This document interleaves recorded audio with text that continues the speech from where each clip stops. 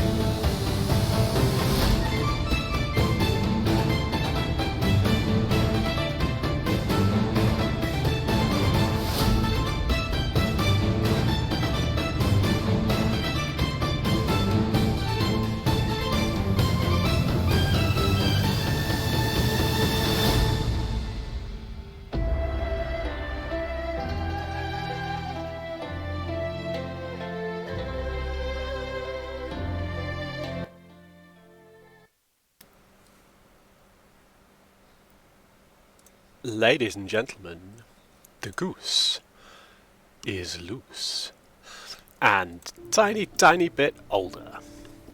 So, it's my birthday, and I decided for my birthday, what would I like to do? Sit around all day and play Last Epoch. Yeah, I'm giving myself the day off. The joys of being one's own boss. I'm not working on my birthday, I've had to do it for years. I'm not doing it today. And if we're going to play Last Epoch, we might as well be streaming it and sharing it with you guys. So we're back playing some more of the Forge Guard, and the build has started to click and come together a little bit more, and we've made a bit more progress since the last stream. So the last stream, we crushed Lagon, one death, but we got him on the second attempt. And we were looking forward to finishing the campaign, getting our extra attribute points, and then really digging into the Monolith of Fate, which we did a bit of last time. And we wanted to play some more Arena, because Arena was fun last time. So for today's stream, we are going to hit the Monolith, and hit it pretty hard. I've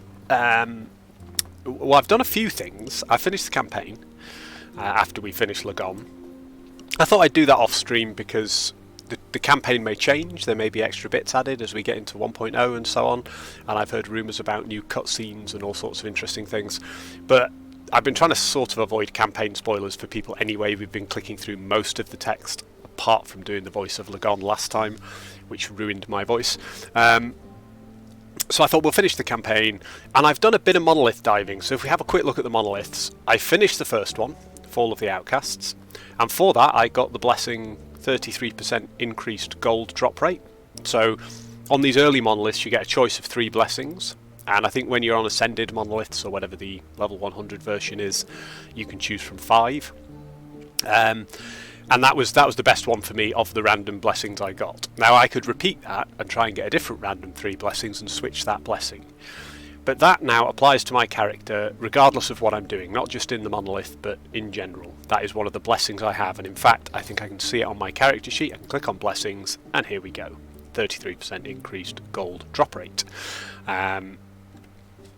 Don't think... Oh, we can hover over that and see what the range is. So for this low level blessing, that could have rolled between 25 and 40, so 33 is okay, and you can see that on the blue bar. Now this one was the one I got for completing the second monolith, the level 66 monolith, and that was plus 41 health. So if we look at that one, the range is 30 to 42, and I got 41. So you can see that the little blue ring around it is telling us how close we are to maxing the potential roll range on that blessing. And there's a lot of blessings we can have. These are all the monolith bosses, and they can give us different ones. And this tells us the discovered blessings. So these were the ones that were offered to me at Fall of the Outcasts, which was an increased unique drop rate, which is pretty good. But I'm sort of happy with my gear where it is, and what I'm starting to need is stash tabs and the ability to sort of trade for stuff and use gold for the variety of things you need gold for. So I thought for now we'll take gold and an increased drop rate to huge idols, and that would be useful, but at the moment I'm using lots of little idols to round out my resists until some of my passive tree comes online, but we can re-roll these by going back and redoing them. So we finished the first one. We then went to the level 66 one, the Black Sun, and we finished that one, and we've just started Ending the Storm. So Ending the Storm is going to be our sort of target for the day. It's a level 75 monolith, and we're not struggling with the individual echoes. We are currently level 67, so we're under-leveled for this, so we're gaining good XP. And my aim for the day really is to try and get to 75. If we can get way beyond that, great. But looking around online, the skills you've got increase by earning XP, but the amount you require per level of skill increases each level. So my skills are now all around level 18, I think, apart from Ring of Shield, which I've just respec'd, so I've lost a whole load of points. It's gone down to about 13. But if we can get to about 75, that's where people say that skills tend to get to the point where you can get them to max level, and we can get all of those skill passives, and then we can start seeing if the build works as planned or not. So I've changed a couple of things around, the Ring of Shields being the main one. So I did come up here and take the extra rotation range so that I could get 3 additional shields, and I had it working with 8 shields. The 8 shields give you a little bit more healing. They're completely unnecessary in terms of the shield rush, the rush wall down here, because they more than cover the whole screen. I think they almost look like they at the ends they lap around into sort of like levels of 2. And it felt a bit excessive, and that's 6 points invested in the tree just to get more shields and make Ring of Shields more expensive. So I took it out of there, and I came over here and tried Molten Shields, which converts the damage of shields to fire. Now the shields don't do any damage until you hit this node, at which point they do fire damage to surrounding enemies. And I thought, we said in the last video, if these shields were doing damage, we'd be winning the game. So I tried that with a couple of points in fire spin to make them spin faster and do more damage. And they were doing damage, and it was useful, but I don't know, it wasn't clicking for me. And again, I've got things that do damage. I've got my forged weapons, I've got my manifest armor, and I've got my Rive skill, and those are all doing my significant damage. So to have 4 points over here to make what is essentially a defensive and healing skill do a little bit of damage didn't feel as efficient as dumping all those points over here, where on heal I'll gain 50% more armor. My armor's already very high, so it will scale my armor very well, along with some other abilities. So if we go to the monolith, I have semi-decent resists. I've been rounding them out. I've taken a few key pieces of gear off, one of which was that legendary shield that we've been using. So my block chance has come down and my block effectiveness has come down.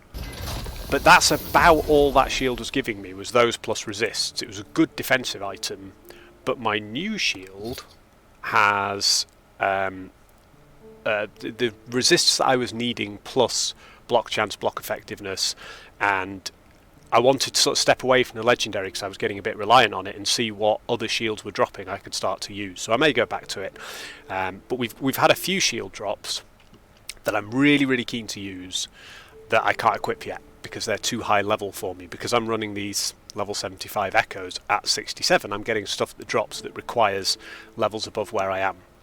So if we get 75, we should be able to max out most of our skills, and we should be in the realm where most of the base items in the game that drop will be relevant to us. So in my loot filter, the highest level items are level 80 item level. Most of the categories, most of the types of armor or weapon cap out around 75, 76, with a couple that have base drops at 80. So we should really be then getting ready for endgame. We should be only really looking to gain passive points and optimize the build. We've got good resists across the board. Fire's way overcapped, poison's way overcapped, void is just about overcapped. Necrotic is not far off with 10% down. Lightning and cold are my weakest, just under 60%. Physical isn't actually that bad, it's 57%, but if I get hit, my phys res immediately goes up by 40%, so we'll cap the physical res just by getting hit. We've got 3,254 armor, so our armor is blocking 58% of all physical damage and 41% of all non-physical. But that will increase, so if we put shields on, when I get healed, the shields will give me an increase. My armor will also spike by 60%, so it goes up to 3,352, so an extra percent of blocked damage incoming, but we're going to increase that. So only 10% at the moment, we're going to make it 50%. When I get hit, I get 60% more armor, so we can't show that here until we're fighting. And when I use Forge Strike, once I've got the next 2 points, I will get another 50% armor, so we should be able to scale armor through the roof. Along with a relatively high block chance and good block effectiveness, we'll be blocking about half the time, we'll be blocking about 40% of the damage, then the 60% that comes through will largely be dealt with by our armors and our resists, and we've got the healing from the shields, which are always up. I've got shields off cooldown roughly. With my cooldown reduction, I'm about a second shy, so we're getting there with that. So we're quite defensible and we've got some damage. So we're going to run the monoliths. I've got 3 arena keys that I got from running other monoliths, so later on we might do a bit of arena. If, when we do some of this monolith, we run up against Lagon and we find that Lagon is really kicking our ass, because I think Lagon is the end boss of this monolith, and this isn't campaign Lagon, this is level 75 empowered Lagon. I've never seen him, I've never seen the fight, so I don't know whether it's the same mechanics but tougher, or whether there's new mechanics in it or what. But if it's anything like campaign Lagon, he might be a bit of a stopping point. And if we've not hit 75 by then, so we're not level appropriate for him, what we might do is go and throw ourselves into some arena. I mean, looking up here, there's an arena key. So we might hit this next, we'll get a few more, and then we've got 4, we might have 5 by then, arena keys. We could then run some arena to level up, round out our skills, and then go back and finish Lagon. And when we've finished this monolith, we're going to want to, I think we then get the choice again to go Reign of Dragons or Age of Winter. I'm not quite sure, but we'll find out. And if we do, we'll go Age of Winter, which I think is the higher level one, because we want to do, or it might be that we now have to go Reign of Dragons, and then it takes us through this node to each of these 3. Because I think these 3, Spirits of Fire, Last Ruin and Age of Winter, are the 3 that you have to complete to toggle the button in the middle and put on your Ascended Monoliths, or whatever they're called. I don't think that's the word, but the monoliths that are all level 100. So at that point, we can go back and run Fall of the Outcasts, but it will be level 100, not 58. The drops will be better, and we'll start to get the impacts of corruption, which we'll talk about as we get there, because I don't quite get it yet, because I've not done it. But essentially, the higher the corruption, the more difficult the enemies are. The enemies scale in that zone, and we get better drops. So we want to be running in endgame high corruption monoliths to get the gear that we need to really soup up our build. But that's a long way away. So for today, we're going to run Ending the Storm, and looking at it, we've completed the first quest echo. So we've got 2 more quest echoes, one in about 70-ish stability, and then one 200 stability later. So we'll hit a few echoes, we'll gain some stability, we'll do those as we go, and then we might try and smash our face against Lagon, see how badly we die, and maybe do something else or run a few more echoes until we can kick his ass. So let's run a couple, and then I'm going to have a cup of tea and just chill. Because, you know, birthday stream is birthday stream. I'm largely just going to be sitting here. I've smashed half a Bombay Bad Boy pot noodle, so that will be interesting, with extra chilli sauce in it. I've got the other half to go, which I might just finish in a break. I didn't want to eat it all at once, because if I'm going to be talking for 4 hours, I may well lose my voice. At least if we have to fight Lagon, I might not have to do his voice if it's in an echo rather than a quest, but we'll see.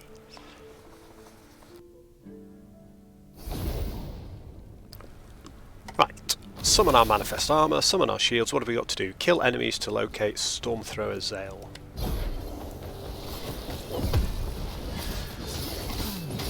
So these enemies are level 75, I'm level 67, so you'll notice they are slightly tougher than the stuff we were fighting in the last stream. We are definitely having to work to cut through some of their damage, but not really, and our survivability is still absolutely on peak. We're fine.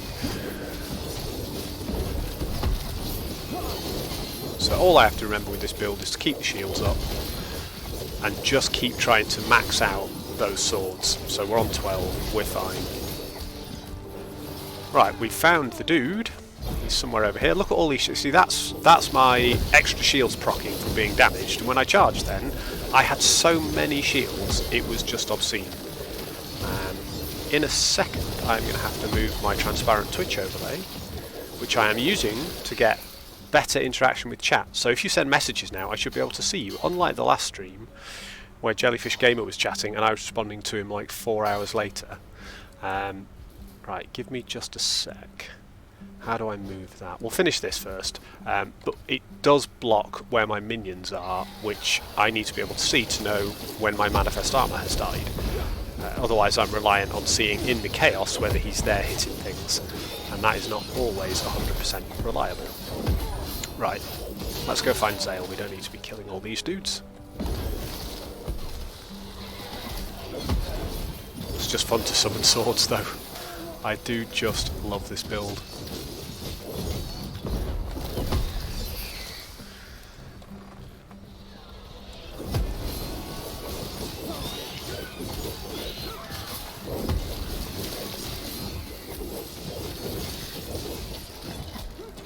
Interestingly, I'd put in order to get to the fire damage node, I had put another point into the node that makes shields last longer. And I hadn't really noticed it before, but actually it's really quite noticeable in terms of duration, because I've been playing with that setup for a little while, and I've got a significant downtime where I am not resummoning my shields, because I expect them to still be there. Part of the problem as well, I think, is because I've dropped them. In fact, that is the problem. I dropped them to level 13 because I re-specialised, which means their HP is currently much lower, which means they're actually dying rather than getting unsummoned. Normally what happens is the shields disappear at the end of the summon, I re-summon them, and then we carry on. You know, they disappear when they expire rather than when something kills them. But now they're getting killed. All those shields. Right, let's pull the whole map to us and see if we can take them all at once, along with Stormthrower Zale. This could be a suicidal move. Oh, yes it is. Whoa, okay. Everything together at 75 is doing quite a lot of damage. Cockiness wins again. So if I die in here, critically, nothing really happens in the campaign, but if I die in here now, I lose stability. Rather than gaining it, which is bad. Shields. See, my increased armour is just not helping me enough, and I'm dead. Oh. Okay, we learned a lesson there. Don't pull the whole map in a monolith that is way higher level than you. So we got nothing for that, and then if we look at the monolith, we didn't lose stability that time. Maybe you only lose stability if you die in the quest echoes. But either way, what we did lose is the reward. So that has disappeared. I've essentially finished it. I can run it again to move through here, but I will no longer gain the arena key. I lost that reward because I died in the echo. So that was one arena key we could have had. There's another one up here. So we've learnt a little from that. We do need to spend a little bit of time. Right, let's summon you back up. Yeah, I do need to move that. Right, so I will shift my overlay.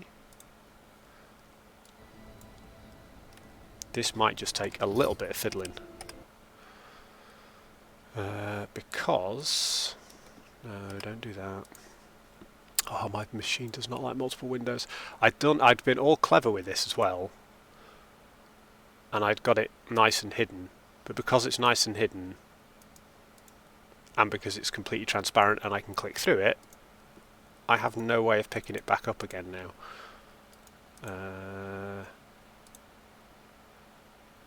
Right, there we go. Window is reset. Let's just drop it down. No, don't do that. There we go. Right, so we should still have chat, but if I jump back into game, that's all fine.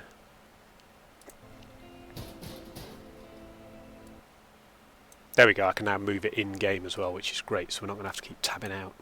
Perfect. Right, we're set up. So that was a good start to the stream, wasn't it? We died. What do we get on this ring? It's mana and mana regen, which I don't like. However, it has got a tier 6 increased healing effectiveness roll on it, which is interesting. Now we're starting to see things like this. So this is a Dawn Helm, and it's a 400 armor helm, which compared to what we've got, which is 110, that is a big chunk of defense. However, it requires level 75. So we're starting to see, because we're in a 75 monolith, these higher level items drop. And at the moment I'm just whacking them all in the stash tab for potential crafting or use later on. And then we'll sort of adjust them as the build goes. We might have a little crafting break in the middle. What are these? 80 armor and void resist? I think my void resist is pretty good. Yeah, it's overcapped at the moment. And I do like the endurance I get off the other gloves for the 5% armour, so not too worried about that or that. Got a better version of that somewhere, so we'll pop this exalted ring away, because that's quite useful. And then we'll flog everything else.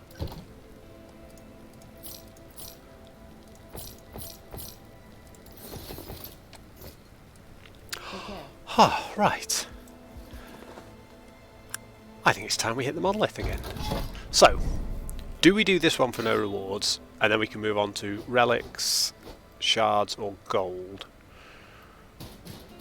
Or do we backtrack, which I think is typically quite a bad idea, but we're not backtracking a long way, and we branch off here for runes and another arena key. And we owe ourselves an arena key. We cheated ourselves out of one by being greedy and stupid. So we will play these as we should. Ooh, we've got 2 points into shields. Well,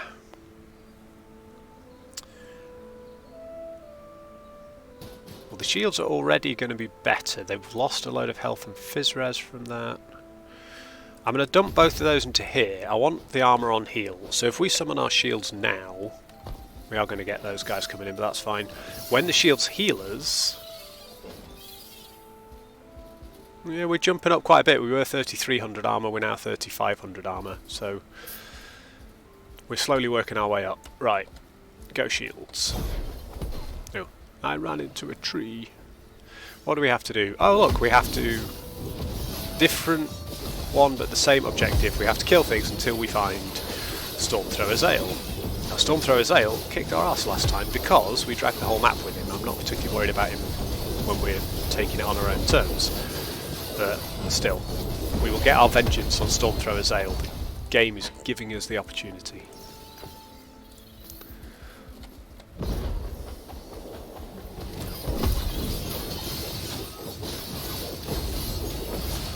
So I was wondering how far we were going to get with this build before 1.0. And 1.0 is essentially in a week. It was a week yesterday. So we've got another week of playing before we hit 1.0. I've no idea how long it takes to get to 100 or how much playtime I'm going to get. But I think we're going to have given this build a pretty good go. I'm quite confident that we are going to know which skills we're using, exactly how we're speccing them, and how we're doing our passives, mostly, by the time 1.0 hits. So that gives me a nice starting advantage. If I was being efficient for 1.0, I think I would now come up with a levelling build to get me to, 60 or 70 or whatever, efficiently, and then switch to the skills I'm going to use. But I don't want to do that. I'm enjoying this build, so I'm going to use whatever random stuff I fancy until we get to the point where we unlock each of these skills, and then we're going to stick to them. So, like, for example, we haven't respecced Rive in about 20 or 30 levels. We know exactly how we're going to build Rive, mainly because I played it before on other characters. We lost our dude there. And Rive will be one of my earlier skills that I take anyway that's going to end up in the final build, so we'll be building that right from the beginning with no respecs. We're quite happy with the way it plays out. We're going for this critical final swing, and then we're going to later on take extra forged weapons to go with our Forge Strike. And we'll get Forge Strike relatively early as well, as soon as we spec into Forge Guard. Alright, there's Stormthrower Zale. Let's see if we can do this without dying this time. Stuff is still hitting rather hard. I did change a lot of gear around, and I do think some of my compromised resists that I've sort of toyed around with really are making a big difference here. However, 68 will help, as will the extra levels on Shield Wall. Ring of Shields, there we go, Ring of Shields. Yeah. Right. Got all our health pots back now. Grab that. Ooh, jerky jerky. Didn't like standing on that attempting to die guy. So there you go, it is possible. We have finished 9, I think, successful echoes within this monolith.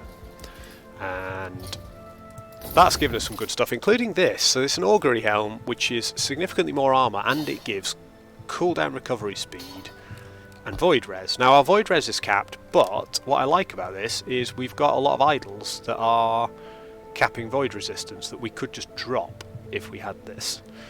And it would give us more armour. The thing is that the Sentinel's Winged Helm of Insulation that I'm using currently has on it +1 to Ring of Shields, and +1 to Ring of Shields is really, really useful. And it gives, 19% minion health and everything else. But ultimately this is not the... I want to stack a lot of armour if I can, and I do like cooldown recovery speed, though movement speed is also useful. These Doomstars, I think are going to be very good because they've got high melee damage, higher than the weapon I'm using now, and a very high crit strike multiplier, which is the added damage on critical. Well, that's exactly what we want for Rive, so I do think a Doomstar might be what we're rolling with. And at the moment we've got armour that gives us +18 physical damage if you're wielding a mace. And we are wielding a mace, but if we're swapping to anything else, I want it to be a mace as well, to give us that 18% melee physical damage. So some of these I've crafted quite heavily and they've come out relatively well. So this only has 1 forging potential left, but if we have a look at it, it's a tier 17 item that I've managed to craft, which I'm pretty pleased with. So we're quite good there. Why has this dropped? I thought I decided not to see these Urchin Stars anymore. Oh well. That's got less endurance. Oh, okay, so that's got a load of throwing damage, which is nice, but non-crucial. Don't care about that. Don't particularly care about that.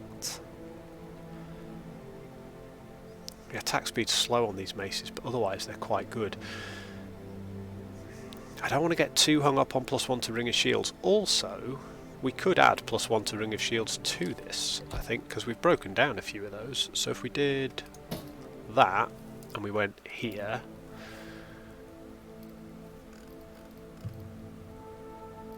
look at the prefixes. Level of shield throw, smelter's wrath. Maybe I don't have a level of Ring of Shields shard.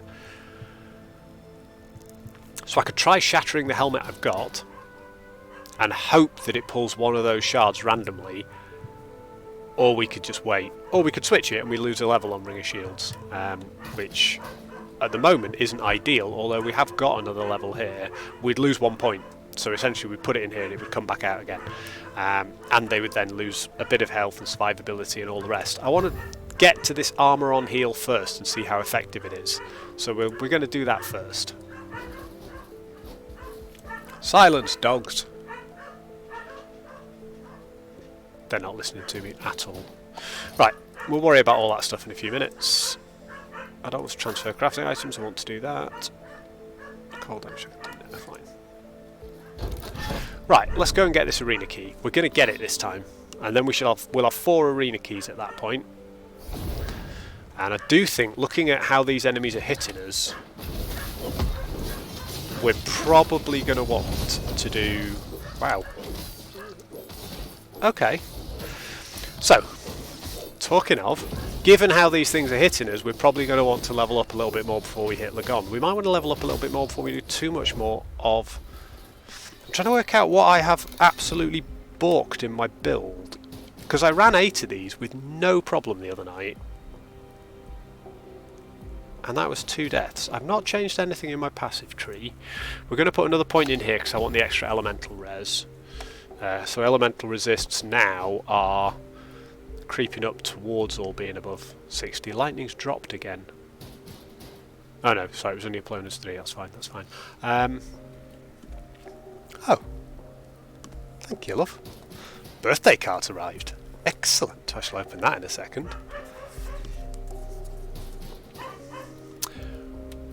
Right. Yeah, so... I mean, I've switched that shield out, which was giving me the massive block chance.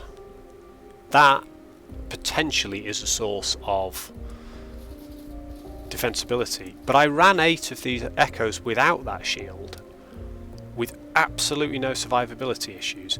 Some of it might be because the shields were slightly lower level, but if you look now, they're 17. I dropped them down to 13. They're back up to 16 with the +1. So a couple of levels, they'll be up there again. Maybe I'm just not paying attention, but that is... I'm going to try one more. We've lost 2 arena keys now. The game is desperate not to give us an arena key. Or my skill is. Right, we're back to Stormthrower's Ale. Let's go kill some stuff and find him. We'll not take on too much. See, we're killing okay. DPS is not bad, but survivability is suddenly starting to struggle. And I haven't got a really glaring hole in my resists. The rest of my survivability package is far from optimal, but it's not heavily compromised. It might just be that I'm not paying attention playing, and I'm all birthday giddy, but really I should be able to play this build without thinking at this point. You know, we've been pushing it for quite a long time.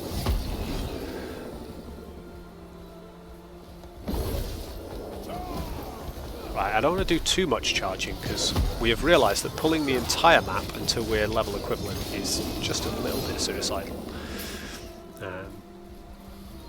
See, I was worried when I stepped up from here after beating the last boss that I was going to struggle, and I really didn't. I mean, I walked into it and I was walking over the first 3 or 4 monoliths in seconds. Like, the first couple took me a minute at most to get the objective done. So my little build fiddling, I think, has somehow compromised this. All I've done is increase DPS and shift around a few resists and things. But something in that process has made this survivability far lower.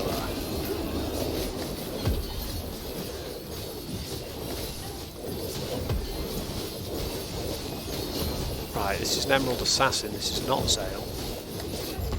Oh no, that is what we were killing in the end apparently. We defeated an ambush. Right, so it is possible to do, but we got no bonuses because that was just doing that echo that we'd already died on, and therefore we'd wiped our chance to get bonuses. Bang. Now, we're up to 50% armour on heal now, so our armour is still 3254 as it was, and then if we summon our shields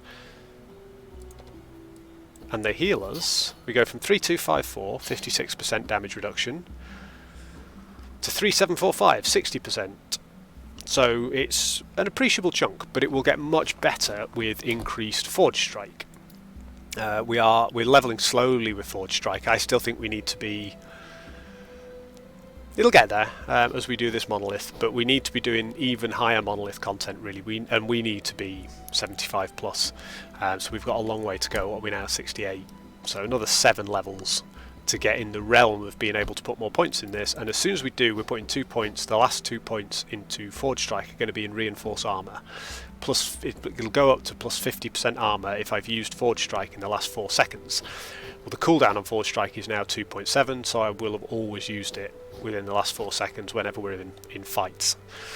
So that will be helpful. Right, nothing else to do but go on. Now... Rare spears, no. Rare swords, yes please. And the rare swords lead us to body armour and experience. And we want experience. Experience is good. Right, we'll do this one, and then I'm going to open my birthday card. Oh, survive and attack. Right, these... I think I discussed this last time. I've seen a lot of streamers and content creators saying that try and avoid the survive waves and waves of enemies objectives, because you can't clear that echo as quickly in terms of gaining stability.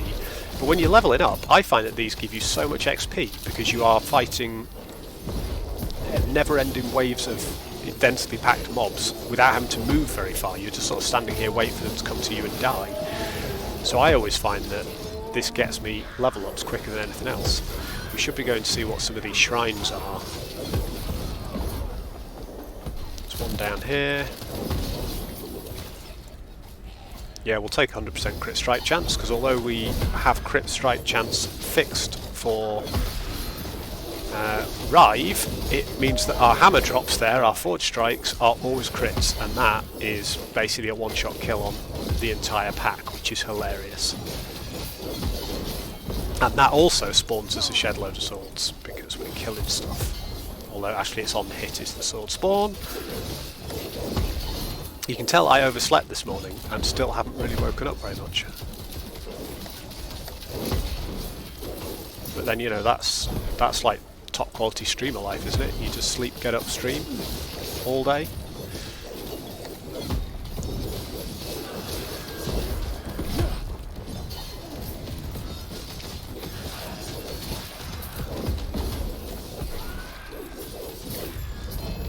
There we go. That will do the job. Grab a little bit of this gold. Did anything up here drop items that, mind you, there's no uniques or anything that I can see. Just make sure there's no purples. Marvellous. Let's have a sip of tea and open the card. And the card is labelled Dad. So I think I know who this is from. Either that or it's going to be a real surprise. Well, that's one of the most accurate cards I have had all day today.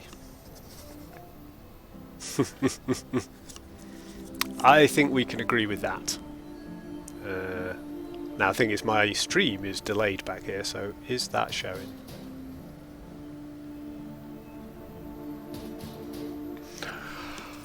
Marvellous sentiment. Thank you kindly, dear. I would not disagree with either of those statements. Right, where are we at? We are at nice purple armour. Oh, and it's got strength on it as a tier 6, and it's got max roll on that tier 6 strength. We've got 350 armour, which is better than what we're rolling at the moment at 240. The crit strike chance on my current armour doesn't really bother me, because I've fixed my crit strike chance for Rive. It's helpful for my other abilities, but non-crucial. It's only really Forge Strike that benefits from that. Mana regen's okay, because we do burn a bit of mana, but it's not the best. But 33% increased abyssal decay duration is no use to me because I'm not using that at all. Plus 19 armor and necrotic resistance. We could craft that a little bit. We could. What are we on those others? Tier 2 on the abyssal decay, so we could just level that up and use a chaos scroll and try and shift it into something else. We might not kick off the necrotic resistance, because actually my necrotic resistance is still way undercapped, and I've got a load of necrotic idols in here. 2 of them anyway, if not a few more. So I could drop a couple of idols if I did that, and that would free them up either for damage slots or for something else. Ooh, that looks fun. Right, I'm going to take a 2-minute break, nip to the loo, drink some tea. I will be right back, and we will continue on with the stream, and we'll try and be successful for a change. Right, I'm also going to go and quiet down these dogs. See you in 2 minutes.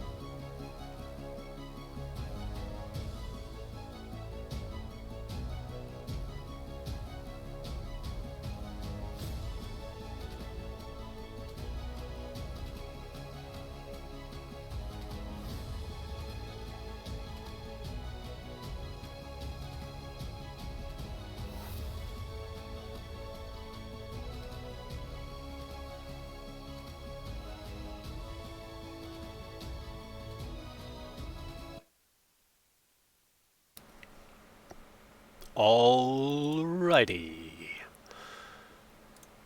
Let's get back to crushing. Right.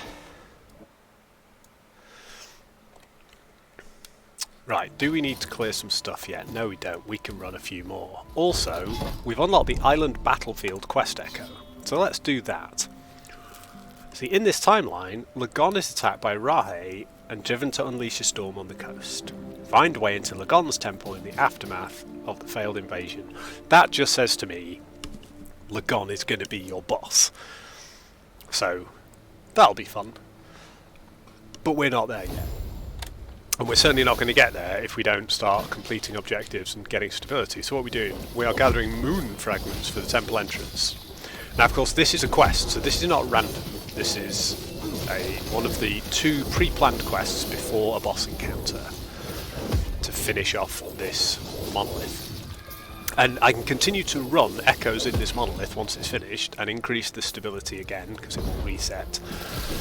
And then run it again, defeat the boss again, and potentially get a different blessing, and more XP and more items and everything. So if we wanted, we could go back to Fall of the Outcasts and we could run that level 58 again. I don't think we would get much, if any, XP for doing it, but we would be picking up items and we would be able to defeat the boss again. And at some point we're going to need to go back and do Fall of the Outcasts again because it has a branching pathway. And if we want to unlock one of the other monoliths, I'm pretty sure we have to finish the other option from Fall of the Outcasts. Right, I'm not actually paying attention to what I'm supposed to be doing. I need to be picking up these moon fragments, not just trying to kill everything.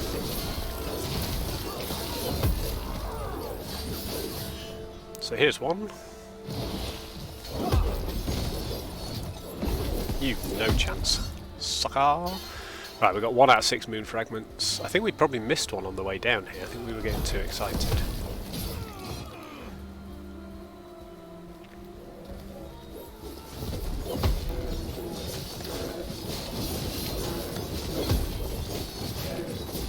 Okay. My click aim is off and all sorts. I am really not operating at 100% efficiency just yet. But when we do, we're going to be doing this build justice, because this build is better than this. It's just that I currently am not.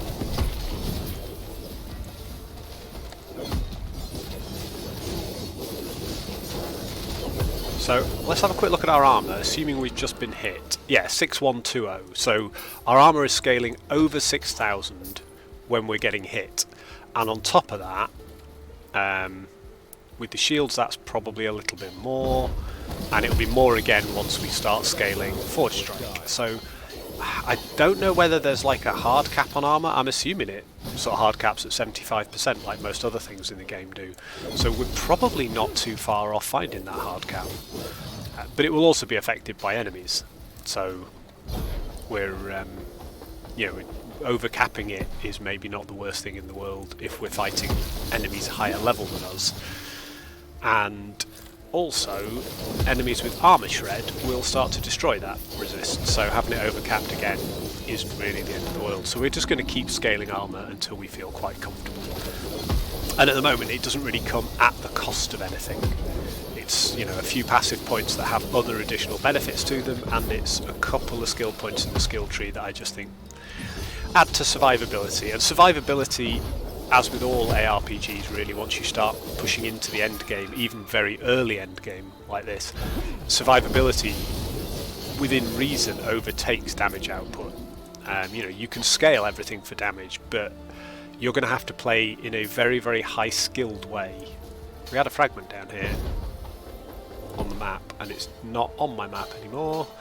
Is that because I've walked past it and I need to walk away again, or is it because 2 are close up there?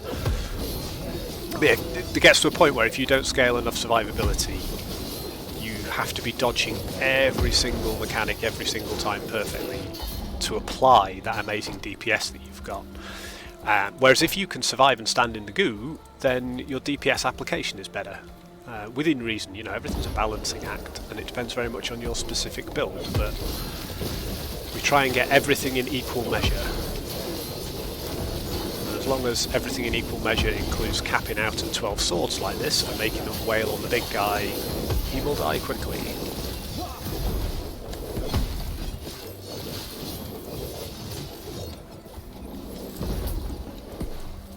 Nice. Rending Mountain Shield. I think I've only ever had one Mountain Shield before.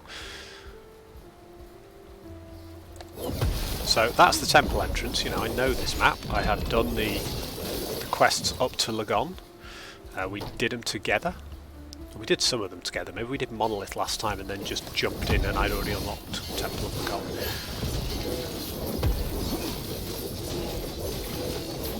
Right, need to be remembering to refresh my shields because they're not lasting quite as long as they did on the spec I had previously. I love that, I mean, you can really feel a single point change. They're only, in theory, very subtle changes to your build per node in your passive tree or your skill tree, but I've said it before. Once you get your build sort of clicking together, making a tiny change here or there makes a big difference, positive or negative, and you really can feel it. You know, you can feel in your playstyle the difference if you switch to a higher damage weapon with a slower attack speed. You know, your DPS may go up, but it might just affect all your timings for things. It's just fun. I said it time and again. I am not the most efficient advert for Last Epoch, but I am very much a fanboy. I just think this game is a great way to while away a few hours. Now my wife said to me, "What do you want to do on your birthday?" It's like, I just want to sit on my arse and play Last Epoch. And my wife, being the best wife in the world, said, "Yeah, great idea."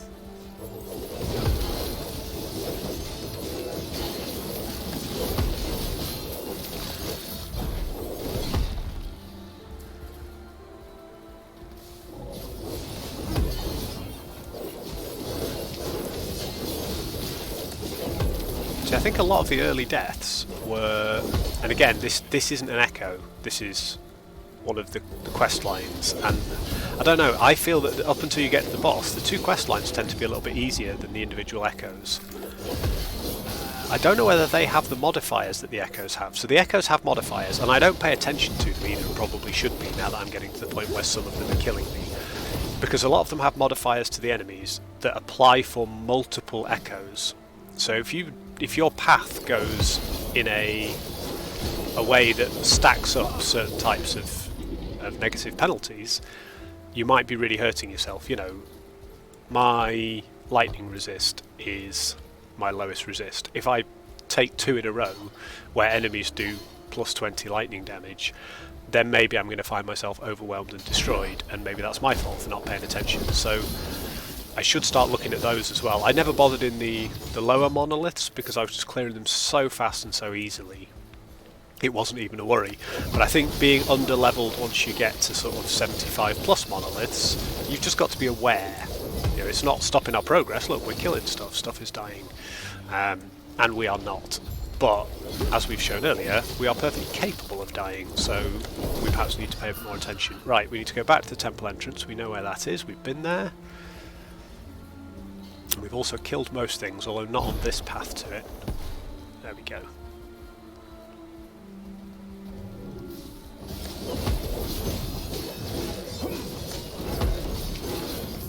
He's getting up again. Eat swords. Right. So what happens now? Is it literally just find the entrance to the shrine? Or presumably we have to fight a boss there.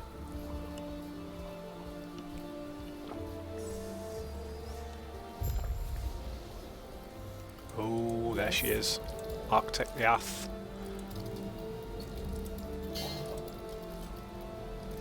Ah, let her go peacefully and unlock a level 80 timeline after conquering this timeline. Now that's interesting. It's not giving me a choice. So can I do different dialogue with her? Yes.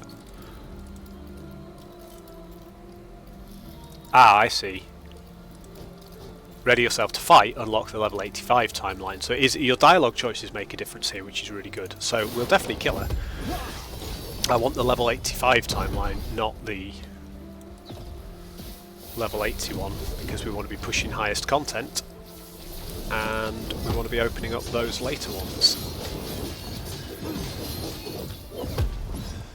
Where's she gone now? Cheeky beast. Oh, there she is. You're just delaying the inevitable, Liath. We have defeated you once before, we will defeat you once again. Reveal yourself. Oh, she's just hiding behind this dead crab. It's so annoying. It means I can't charge her in a straight line. I have to walk to her. My move speed is woeful. Haha! You left yourself open that time.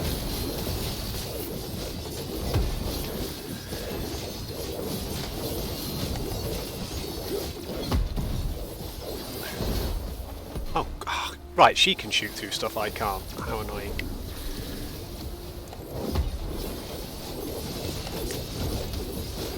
I like the fact that we get to choose which timeline we unlock in the second quest of this Echo, not after defeating the final boss. That's pretty cool.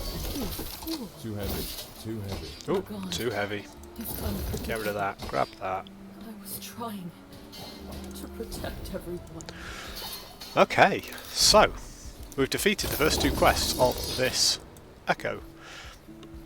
And we will be unlocking, after we finish, presumably Age of Winter, because it gave us the choice of two. And I think if you go the left path, it tends to be the lower level, so presumably we do Age of Winter next. Each of these has different items that you can sort of priority farm. So some of them are really good for helmets, some of them are really good for... I think it's Reign of Dragons is the one that has a lot of helmet drops. And you'll get different blessings from the different bosses and different unique items that drop from different bosses as well, that can be farmed from them. So once you've got into your cycle of doing your level 100 monoliths, you can kind of pick a monolith, because they'll all be level 100, and you can farm them depending on what you want to be looking for. So it's a good little end game system. I mean, it keeps you coming back and back. You know, we've been playing this for a good few days. I've only unlocked 3 monoliths, and they're all at different levels at the moment. I need to sort of prioritise unlocking my higher level monoliths, my level 100 ones, and get them all open, and that's when we can start the end game and do a little bit of sort of target farming, crafting, etc. We've also got a few keys now. So we've got my arena keys, even though we failed to get any this afternoon so far. I've got 3 arena keys waiting, and then I've got 3 keys to the Lightless Arbor, which is one of the dungeons. I've got a load to Soulfire Bastion, and I've got a couple to Temporal Sanctum. And I believe that the Temporal Sanctum is the map where is the dungeon, endgame dungeon, where you can create legendary items. I think it's that one. And they each have their own unique dungeon mechanics. So one of them, you have to switch between resistance types, and you gain stacks of the ability to do that by killing enemies and collecting these sort of soul shard drops. This one has the Temporal Sanctum, I think it is, has the dimensional travel button, so you can avoid certain boss mechanics and game mechanics by shifting to another timeline and shifting back again, which sounds both cool and quite difficult to manage, so we'll see how tricksy that is. And I think one of the two, either the Soulfire Bastion or the Lightless Arbor, is like a gold sink dungeon. So when you finish it, you get to a door to a treasure room, and it will ask you in your chests, what do you want to see? And you can buy, you know, additional chest full of, you know, unique items, or additional chest full of, you know, runes or whatever. Increased chance of ... and each of those costs gold. So if you've got millions of gold stacked up and you no longer use it, you've bought all your 200 stash tabs and you're all decked out, you can sink a ton of gold, like millions of gold at a time, into this thing, increasing the outputs. And then you finally go in the treasure room, click a load of boxes, and you get an enormous spray of all the loot in the world, which is pretty cool. So I'm looking forward to trying those dungeons too. So we've got keys to all of the endgame dungeons, and I think they each have a level 50. I think there are 5, so I think it might have a 50, 60, 70, 80, 90 level. And you have to finish the previous one, I think, before you can unlock the next one. I'm interested when we go back to the arena. We started on the level 50. Because we didn't finish it and we died, but we did finish a few waves, I wonder whether we're going to have to start from level 50 again. In which case, our clear should be particularly quick early on, but we're then going to start to struggle as we get further up. Right, Thorn Shell. Block chance effectiveness, massive increased melee physical damage, chunk of damage reflected to attackers, flat damage reflected to attackers per attunement, which is quite good. My attunement is currently 16. So we'd be looking at best part of 150%, So we'd more than double that 89. We'd be getting close to 200 flat damage reflected to attackers every time they hit us. 15% armor, poison and lightning resist. Now we've got good poison resist on our current shield. Our current shield gives us 75%. So this would offset that a little bit, but it would cap our lightning resist. Now the block chance and effectiveness drops massively. Our block effectiveness is way down and our block chance is way down. So our things that trigger on block, like my armor increase and a few other things, not particularly good.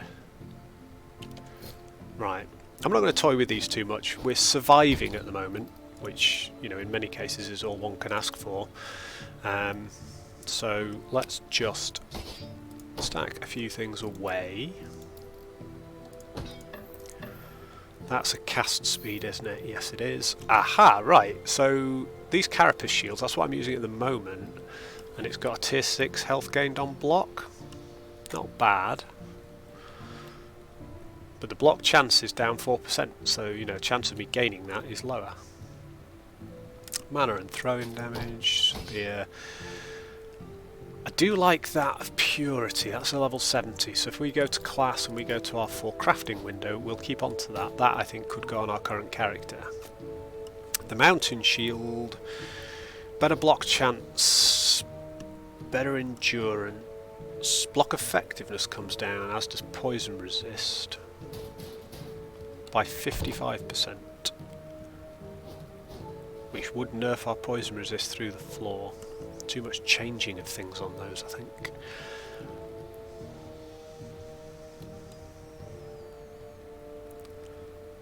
Yeah, that's got increased melee physical damage. Got another one of these, which has got crit strike multiplier on top of crit strike multiplier. I like that a lot. That's going in our potential for crafting window, because that one and that one are good, but now that's got melee physical damage, this one's got crit strike multiplier. Now what we could do is try and put crit strike multiplier onto this one when we craft it, but we can't craft it until we are a higher level, because it is a higher level weapon than us. That's going... Stun chance and fire penetration, we are doing fire damage. Massive boost to melee physical damage and melee attack speed. So we're currently on 4768. That, without any buffs, is not far off the same damage as that amazing purple weapon we crafted fully. It's got a chance to apply frailty on hit, which is currently tier 2, and on our current weapon frailty on hit is tier 4, so we could get that up. It's got 28 forging potential. We could add another suffix to it, which would probably end up being stun chance. You know, this has got more melee damage, same attack speed, slightly lower stun chance, and fire pen. And we are doing, mind you, we wouldn't be doing melee fire damage if we got rid of the other club, but the attack speed plus melee physical damage makes this a contender. And it's still a one-handed mace, so it still procs off our armour. Right, let's just... I'm not going to delay the stream enormously. Why won't you go in there? Oh, I see, you can't swap what's in there. You have to take it out. So get rid of that. So we've got tier 4 on these two. We've got chance to apply frailty on melee hits. So let's have a look at what other suffixes are available. Chance to blind, chill, ignite, poison, shock, slow, health on kill, health on hit, increased stun chance, chance to shred, armour. Now I've got hardly any shards for that, otherwise I really would like chance to shred armour. But we're going to burn through all those shards trying to get any levels on, whereas increased stun chance we've got a few of. Health on melee hit is pretty good because we're doing a huge amount of melee hitting. And we've got a load of shards.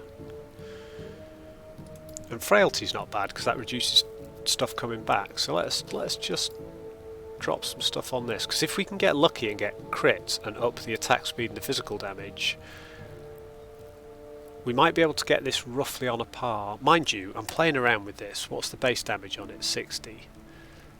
I'm playing around with it. I still don't think it's going to be as good as one of these, which has got slightly less melee damage, but this one's got,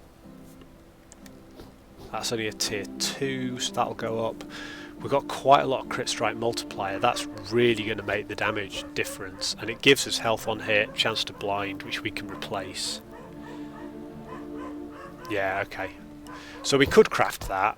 I don't think we need to, but I need to do some of the crafting so that I learn what works and what doesn't, so that when we get to the new cycle, I'm able to sort that kind of stuff out and not waste materials. Not particularly bothered by any of these, so we'll go to our idols. I'm running out of idle space. I'm going to have to buy another idle slot very soon. Yes. That's got strength, endurance and increased health, so we are just going to shatter this. Get some of those shards back. Anything else worth shattering while we're here?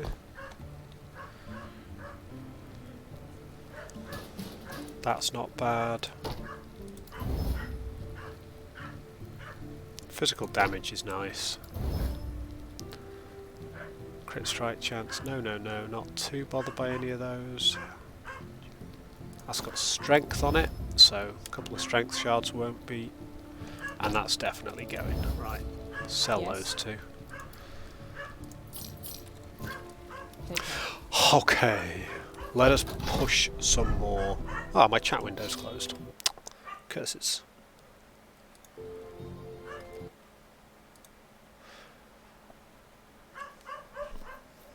Welcome back, chat. My chat window is as empty as it was when I began the stream, but you know, we've only been streaming for an hour. It's a lonely birthday stream, come keep me company. So we've gone from level 67 to 68, good for us, but we're not far off 69. Yeah, nice. We might be able to do 69 in our next Echo if we do well, especially this one, which gives us extra XP.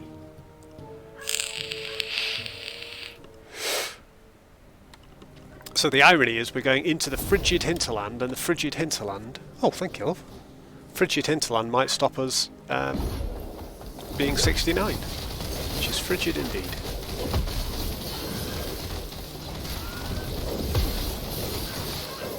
I've just had another birthday card delivered. What a fun day. Oh, we've got a one-shot chest. So we'll try not to die, and then we're going to open a birthday card.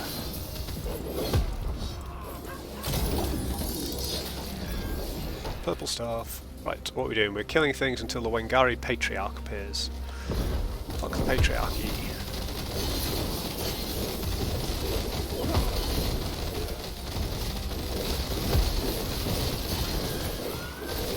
Eat rives, make swords, and die. Wow, look at all their shields. Have shields! I'm getting greedy again. Let's do it. I'm definitely blaming being half asleep and lack of attention for the earlier failures. I think it's time we got cocky again and just started crushing everything. Right, slay the Patriarchy's up here somewhere.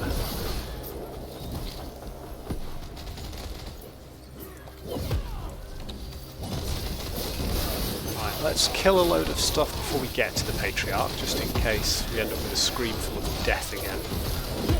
I think part of the problem when you're absolutely mobbed is that creatures can block your health bar from the over-the-head view, which I find a bit distracting because I do like to be able to see my own health right in the middle of the screen rather than having to scan to the bottom during a fight to see if I'm dying.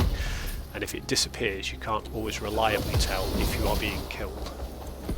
Right, we're definitely going to take a 300% damage reflection shrine.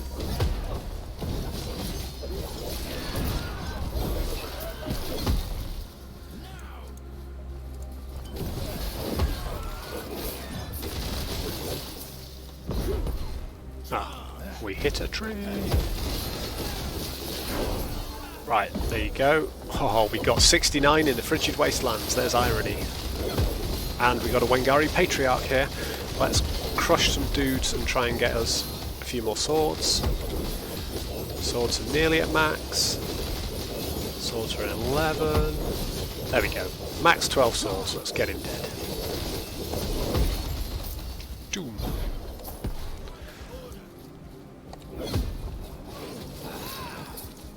Right, we don't need to kill these guys. We're not after bonus stability particularly. I'm not in any rush to face the final boss on this one, because I don't think we are ready for him yet.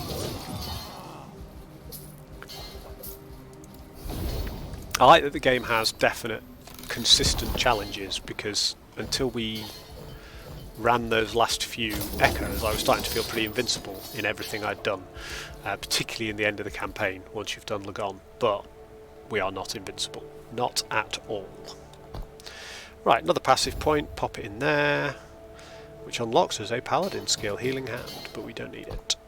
What it does unlock for us, though, is even more elemental resist. So I've got 4 more levels of that, which is another 12% elemental resist. So with my current build, that would cap me on all my elemental resists. Not quite, I'd be at 74 out of 75 on lightning, but we'd be pretty close.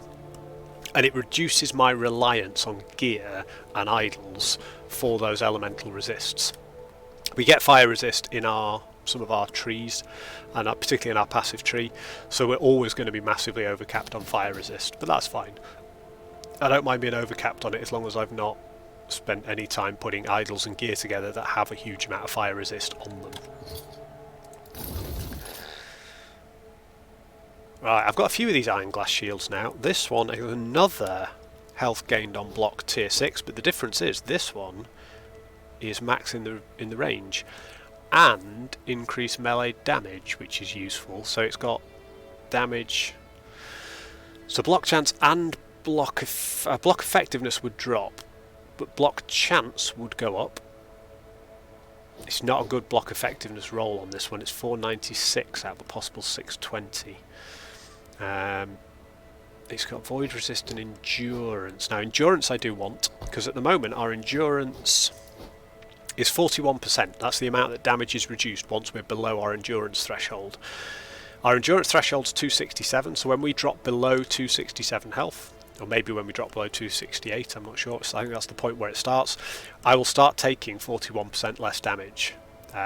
So it keeps me alive a little bit, which is great. But the higher that endurance threshold, the better. We want that capped at 60%, and we want the threshold relatively high so that we enter endurance pretty easily. So if we hover over here, you can see where our endurance threshold is, and we'll take our 41% damage reduction down there. We've got 25 health regen per second. I didn't realise if you hovered over your health like this, actually it told you. Do you get the same for mana? No, you don't. Cool. Right, I think... Well, we've got a long way to go before we get enough stability. Not that we are keen to challenge Lagon yet anyway. I do want more chess pieces.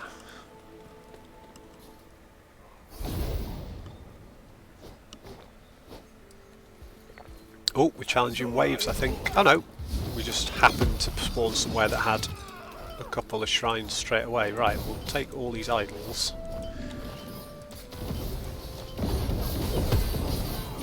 Yeah, we're not having that. Down you go.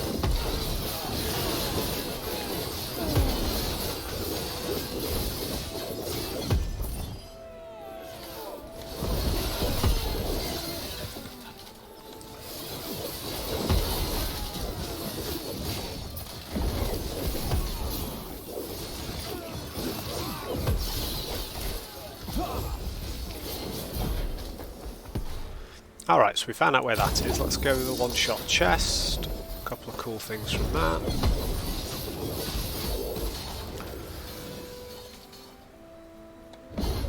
Right, seal the Sun Gate. The Sun Gate does not appear to be far away with the way this stuff is moving. Let's grab another shrine on the way. Ooh, gold shrine. You can all die because I want the gold.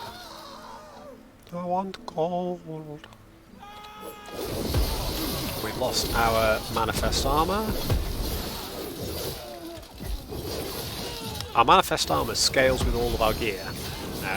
Pretty much all of our armour and weapons now. So as we do those gear improvements in a few levels time, that's going to benefit him, but also once he levels up, I'm going to give him better benefits from my chest armour. I'm going to take it from 80% of the stats on my chest armour to 120%.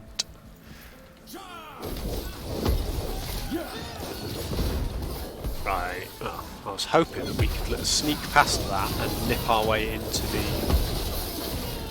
Right, I don't want you hanging around the back doing that. These guys are vaguely irritating.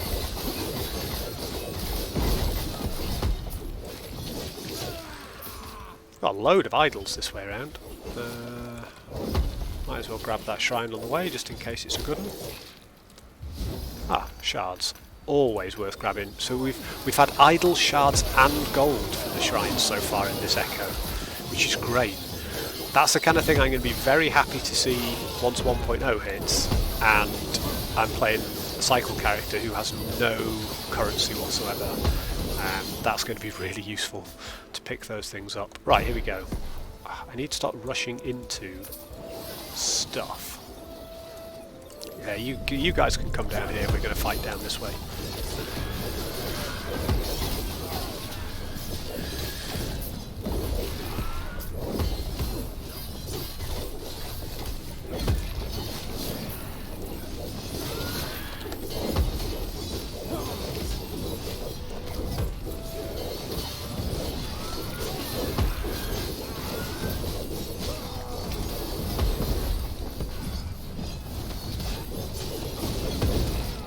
Whoa, you little buggers. Shitting hell, I'm burning. Right. That's the Echo conquered. Right, we'll jump in that portal in a sec. Might as well grab the gold. And this drops chest pieces, of which one was of interest to us. I should probably look at the others. You can hit the X button, it will tell you everything that's on the floor. But these are lower level than most of the ones I'm currently looking at, or these don't have the affixes I'm looking for. So I'm looking for 2. So that's got a vitality affix on it. Great. But only vitality. I'm not particularly interested in increased mana, dodge rating, or cold resistance on its own. So it doesn't show us, which is great. That's what we put our loot filter together for, and I'm pretty happy with it. We're still seeing stuff, and the stuff we're seeing is generally more relevant. I'm still spending a lot of time sorting things out. What do we got here? No, Abyssal Decay is not a skill we're using, but it's one they seem to keep throwing at us. I am really keen to craft up that shield once we get to level 70, is it? 72 for that. So we'll pop that in here. I think we are going to have to buy ourselves another idol slot. And for now, because I'm disorganised, we'll just chuck all our idols in it. I'm vaguely happy with what we've got for now. In the Exalted tab, that's a cast speed spell. Only 48 damage, but 1.2 attack speed, lightning damage, more attack speed. It's going to be useful for one of my builds. I need to find a place for my chat window that is never going to get clicked on. That might be a useful place. Plus, you know, it's in the middle, I can see it. Right, you can go in there.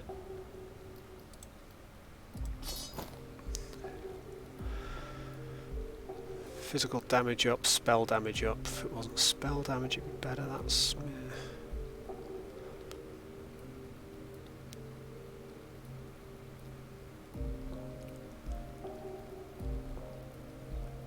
yeah, okay, that's all alright then. So stash tab 15, whack that in there. So you can customise, tidy and organise your stash tabs to phenomenal ways, and the only main reason I'm not doing that, and mine are a complete shambles, is I'll be starting again once we hit 1.0. So once we hit 1.0, I'm gonna try and be more organised with my stash tabs, more logical, the way that I do them, etc, etc. But for now, I'm not tidying up that mess. It can just be what it can be. And I'm quite happy to spam gold on stuff as well and buy more stash tabs, because that's going soon. Right, so we've caught up Ring of Shields is now 18, the same as everything else, although looking at these, they're all getting close to leveling up, which is amazing. Level 19 on all these will be really helpful. Ring of Shields is effectively level 19 because we've got that helmet that's currently giving us a +1 to Ring of Shields. And I think when we get close to a new helmet being on par with that, we're going to break this down, hope to get the Ring of Shields shard, and hope to put it back on the new helmet. So the question is, I've got 2 more points that will end up going into Ring of Shields, 19 and 20, giving me a total of 3 more points to spend. Do I make the shields healthier? I think we definitely want to up the amount the shields heal, but if we got 3 points, we could do 100 heal on shield death and shields shatter into shrapnel when they die. The thing is, I don't know whether I've ever seen any shields die, and I don't know whether that counts your shields disappearing at the end of their summon time. What does it say? It just says shields last up to 10 seconds. It doesn't say shields die after 10 seconds. So does that count as a shield dying if they last the whole 10 seconds and then disappear because the summon time is gone? Because if that happens, that would be perfect, because we would get a great shrapnel visual cue that our shields have dropped and we need to put them back up, and we would do some damage. Let's try it. We'll put a couple of points in here and the final point into shrapnel.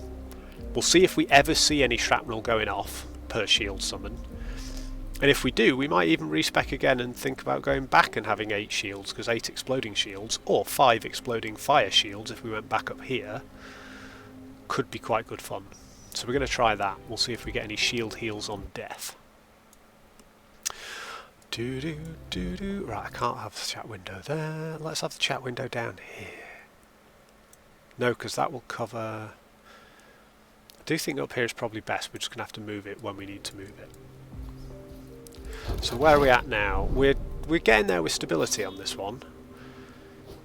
Now this gives us a set of either a unique glove or some set gloves. Let's see what we can get for gloves. We'll do a gold one and we'll do gloves. Oh, it's another arena.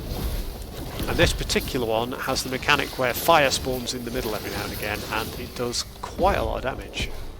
Where are the shrines in here? There's one at the bottom there. I want to get those shrines to see what they are. Ah, there you go, we've got a load of ice beetles to help us in battle. Well, we do like minions, it's a minion build, so let's get going with it.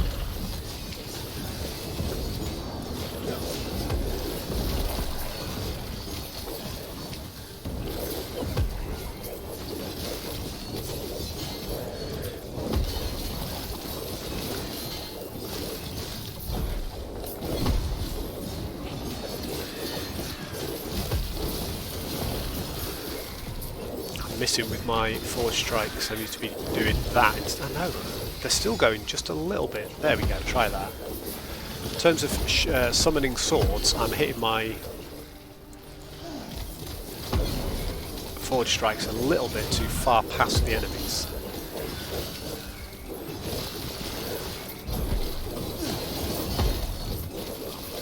I mean, they're not wrong about these taking longer than a lot of other echoes, but I feel that we're confidently building up XP. You know, we've hit 69, we're aiming for 70. So my highest level character ever in the entire time I've played is a level 70 character. My paladin is at level 70. So if we can hit 71, this Forge Guard that I started on Friday officially becomes my highest level character ever. Because I've learned a little bit about efficiency in leveling, and I knew roughly what I wanted to do with it, so I spent less time messing around with skill trees and stuff. But it means that when we get into 1.0, we're hopefully going to be even more efficient, because we know pretty much how we want these skill trees to go, except for a few minor tweaks. I think Ring of Shields is probably the one that we're still thinking about the most, and haven't quite got 100% of the way there, because there's a number of nodes we've not tried and we want to see them in action and see if they're helpful.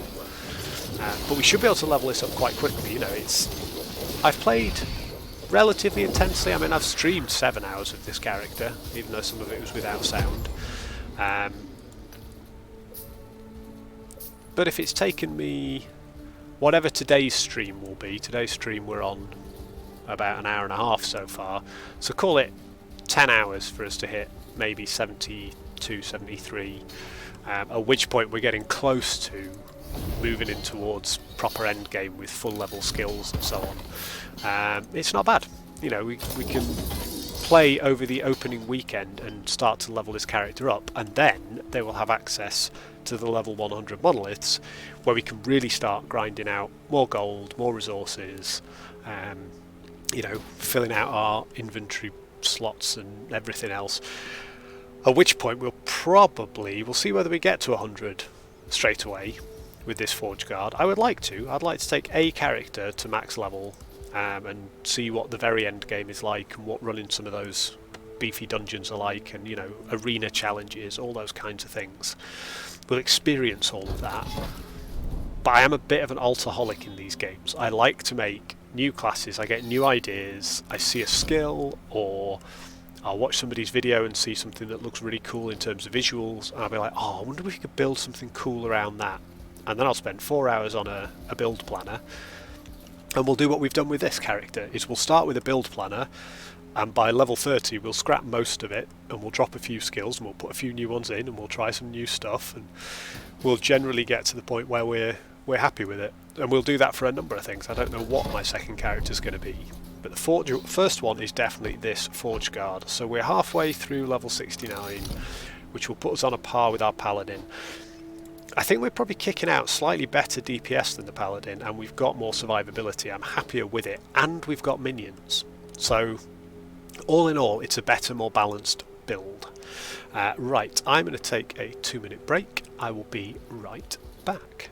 So none of you in the chat, don't go anywhere, and I will see you in a couple of minutes.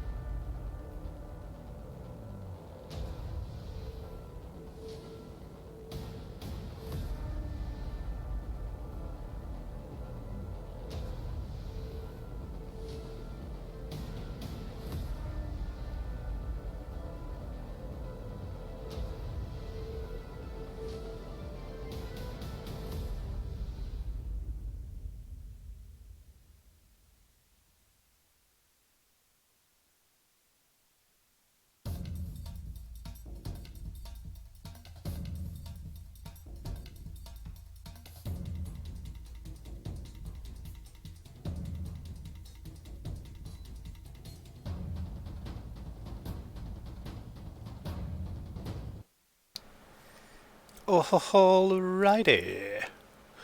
And we are back. Okay. What to do next? Well, excuse me, a moustache hair in my mouth.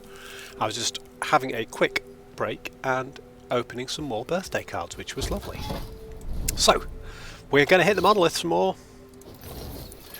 Where are we up to? As if I wouldn't know who Darkshear66 is. How you doing, Mike? Good to see you, buddy. I'm looking over there. That's where my chat is. You're over here. How are you, mate? I hope you're having a good day up in the frozen north.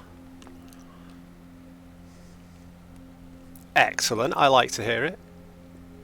What time is it with you guys right now? You must be like 9 AM or something. Only -12. I think we're on +12 today. God, +14, which is like the best we've had for about 3 months. So, you know, -12, you're toasty warm up there. 8:45. Yeah, that's about right. Perfect. You got a busy day ahead?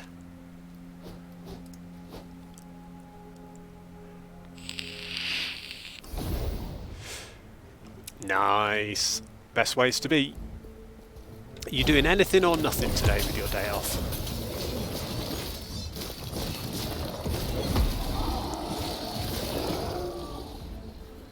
What are we doing? We are slaying the patrolling gold elemental. I don't know what gold elemental is, but I'm sure it's fun. Hopefully it drops gold. Oh, excellent. We'll take some ice beetles.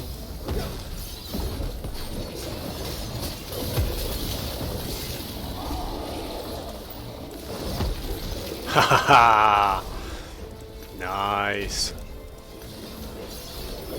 So what games are you going to be playing, or are you hunting games out of the basement? Ah! Gold Elemental, we found you. Right, let's get this thing done. Ooh, hey, something's hitting me with lightning. My lightning resist is not good on this character. Luckily we've got heals, but we need them. I think there's a little lightning tower thing over here, maybe? Oh, it's these boys. We have conquered that echo. Ah, there we go. Lightning tower. I knew there was one. Well, yeah, I am doing nothing but birthday video games. I am going to do this until either my voice gives out, or my wrist gives out, or some other old man thing fails. Although, you know, I'm a spring chicken compared to you, mate. But we will do that for as long as we can. And then later on this evening, I am going to play some Helldivers 2 with a couple of friends. And kill some bugs and bring justice and freedom to the galaxy. Murica style. Nice. Yeah, you see, I was really tempted by Skull and Bones until I got my last Epoch Addiction a few weeks ago. My plan was to buy myself Skull and Bones as my sort of birthday game this year. But as you say, I sort of looked at the game, and I've watched a couple of early streams, and I looked at what you get, like, for the money. And I'm definitely a FOMO kind of guy. Like, if it's got a battle pass and stuff, then when it launches, I want the version with the battle pass in case I really like the game and it's got cool stuff in it. And I don't want to upgrade later, so I tend to just buy the one that's got everything in it. And that's a huge amount of cash. That's like that's a Warhammer army's worth of money, which I'd rather waste on models I'm never going to build. So I put it off and put it off. And now I'm quite happy just watching other people stream it. But I may snap. If I don't snap, I will definitely pick it up at some point in the sale, because, you know, playing pirate games is amazing, and I love games where you can play your own ship and do ship upgrades, whether it's medieval or whether it's EVE Online. So I will get it at some point, but probably not in the near future, because between this and Helldivers, I think I've got everything I need. We could get more gold, more runes, or we could get some idols. Let's get golden idols.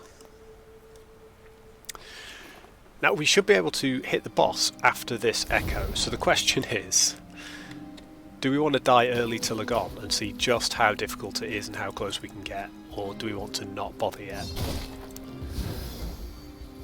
Let's find out. Slay enemies to locate the Primeval Dragon. Right, Primeval Dragon should be fun.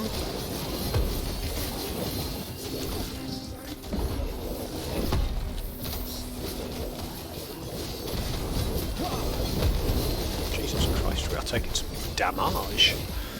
Not quite sure about Lagon if we're going to take face slaps like that. I'm pretty sure our shields are dying, which in a way is good, because speccing into health on shield death and then the shattering or whatever it is that the shields do, the shrapnel, that could work for us quite well. But again, whether it's damage type or what, and I know I'm standing in a lot of stuff that I could be dodging, but it's giving me better damage application. But we are taking more damage, I think, in this Echo than in some of the others. Now, that could be the modifiers that we've got, which I haven't been paying attention to. So we'll have a look at those when we come back out. We'll see what our current modifiers are. I've just been choosing based on the things I want. Oh wow, okay. Yeah, you want some like long-term game goals in terms of being able to unlock stuff after good investment in time and play. Oh, nice. Good to see you, Fame. So, I'm currently playing a Forge Guard. I'm also pretty new to LE. I've owned it for a long, long time, and I played it in the very early beta, probably a couple of years ago, if not longer. But I've only got back into it in the last sort of 3 weeks. And I'm really enjoying it. I've played a Paladin, I've played a Marksman, I've played a Rune Master and a Spellblade. So I've been enjoying lots of different classes, trying to work out what I'm going to play in 1.0. I've died. I also can't talk and type and play. But at the moment I'm playing a Forge Guard, and I'm really enjoying it. It's sort of it's like the Paladin build, so it's got great defensibility. I'm playing sword and board, so we've got a one-handed weapon and a shield. I'm pretty survivable. You wouldn't believe it looking at me standing in the goo and dying just there, but it's got good survivability, but it's a minion build. It summons all these flaming swords. I can have up to 12 of them at once, plus this giant armor dude who scales off my own equipped stats, and I get a ring of shields around me that can heal me every sort of 6 seconds, as we're about to see. So I really like this. I'd never thought of doing a sort of tanky minion build, and it works quite well, and certain things trigger the swords and stuff. So I'll be playing this in 1.0. I do quite fancy doing a Falconer build. I quite fancy doing a I think the Falconer would be fun. I'd like to do a decent Necro. I've got a Necromancer at sort of level 40-ish from the last 3 weeks that I've been experimenting with, and Necros are always fun. But that's another minion build. The Rune Master I absolutely love, but it's very action intensive, and you've got to really pay attention. I don't think I could stream Rune Master, given that I can die streaming this like 3-button press build. What have you been playing?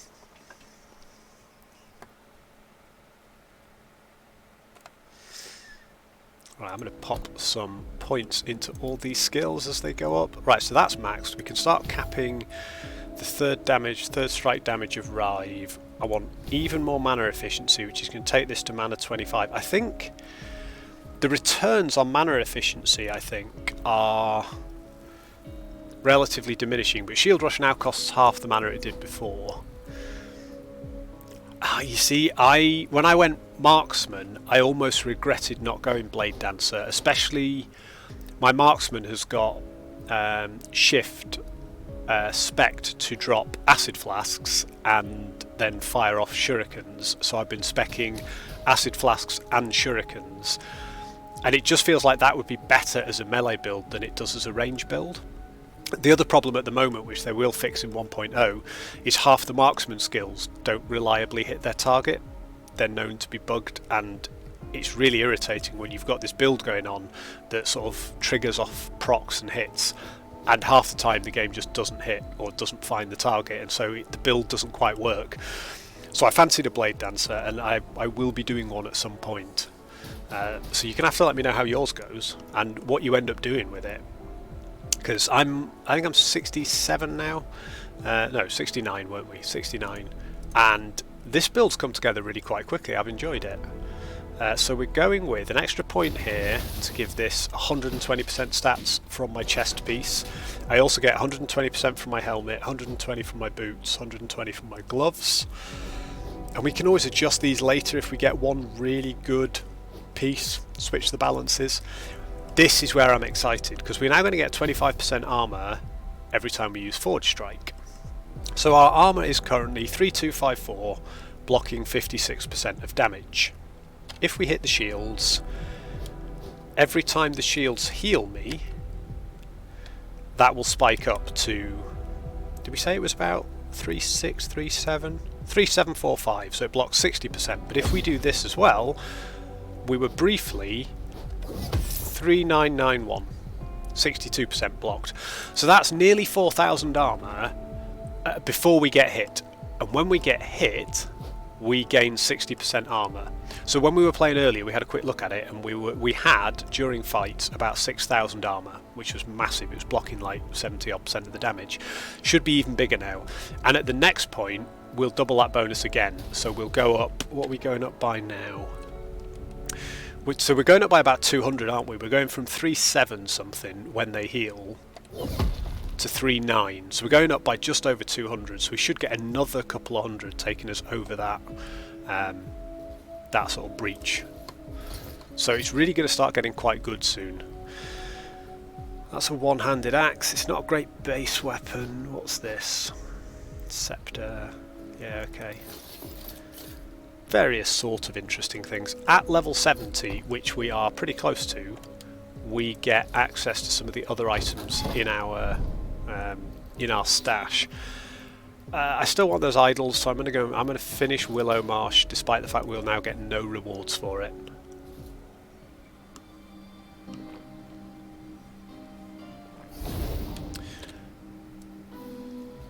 Right, let's find the Storm Gate and kill some dudes. So I get up to 12 of these swords, and these swords now proc. Every time I hit somebody with the Forge Strike, the big hammer from the sky, there's a chance. So if I hit a big pack, there's multiple chances to summon swords. But also, every time I kill somebody with Rive skill, which is the one that spins around and kills everything in an AoE, there's a 24% chance to proc a sword. And every time I hit a boss with that Rive skill, I've got an 18% chance. So I don't have to kill the boss, I just have to hit it.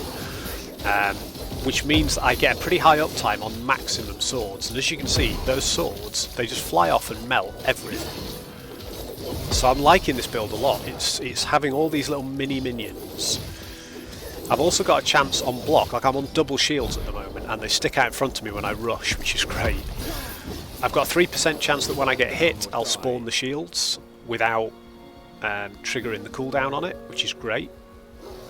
Which, if that happens, it doubles up my healing, and it triggers a whole load of other stuff. Let's let these guys hit me, hit this. I want to get healed by shields, and then get hit, and we're going to try and see what our actual armor goes up to 6,300 now. So it's pretty good, it's stacking pretty well. I do think we can potentially get capped on armor with this build. I think it's working well. I've also got a couple of nodes in the passive tree that give me significant bonuses to armor that I have yet to spec into or yet to finish, because there were more important priority items first. So, you know, we're not finished with armor yet by any stretch of the imagination. We might find we've overscaled it. We might find that some of the skill tree points we kind of need to take back after a while. So Fate, I've got a question for you. This is a question that I've asked quite a few other LE players who've come into stream over the last few streams. Once 1.0 launches, are you going with the trade faction or the solo self-found faction? Because I found that a really difficult choice. I think both options are quite appealing.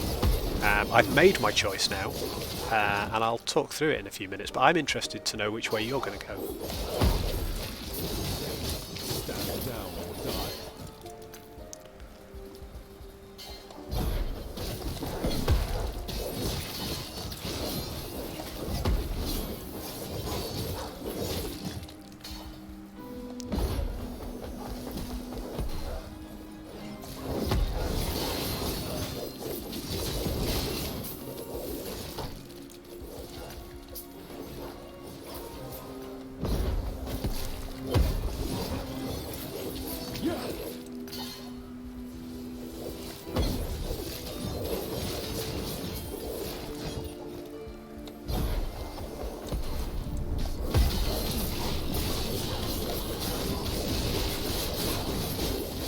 Ah, okay.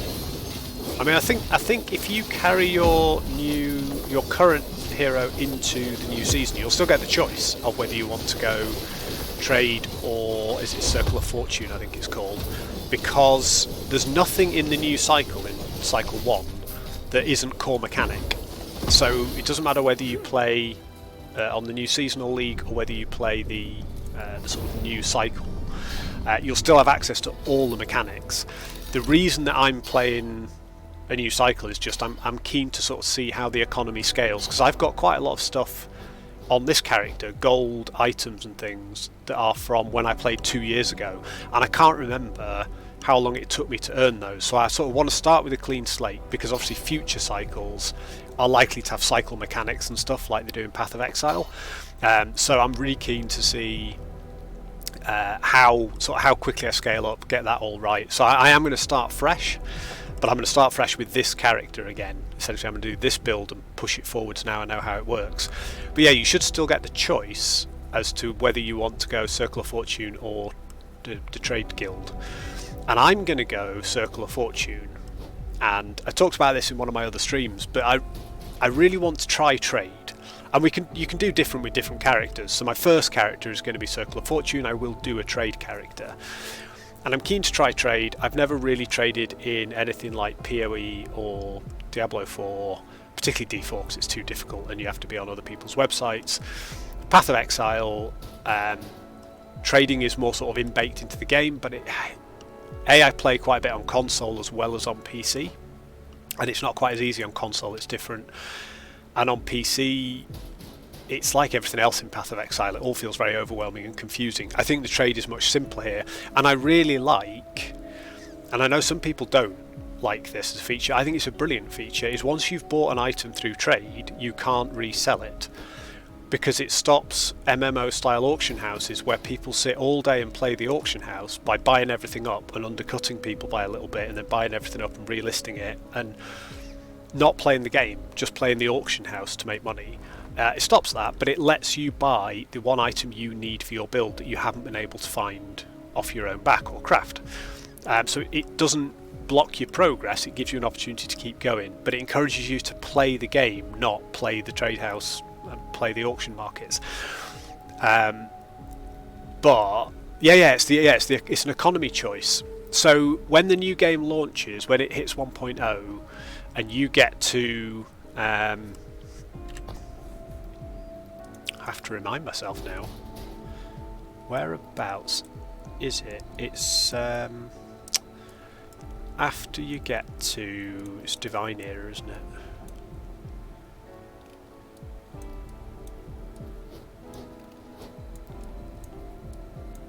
Is it what I'm thinking of?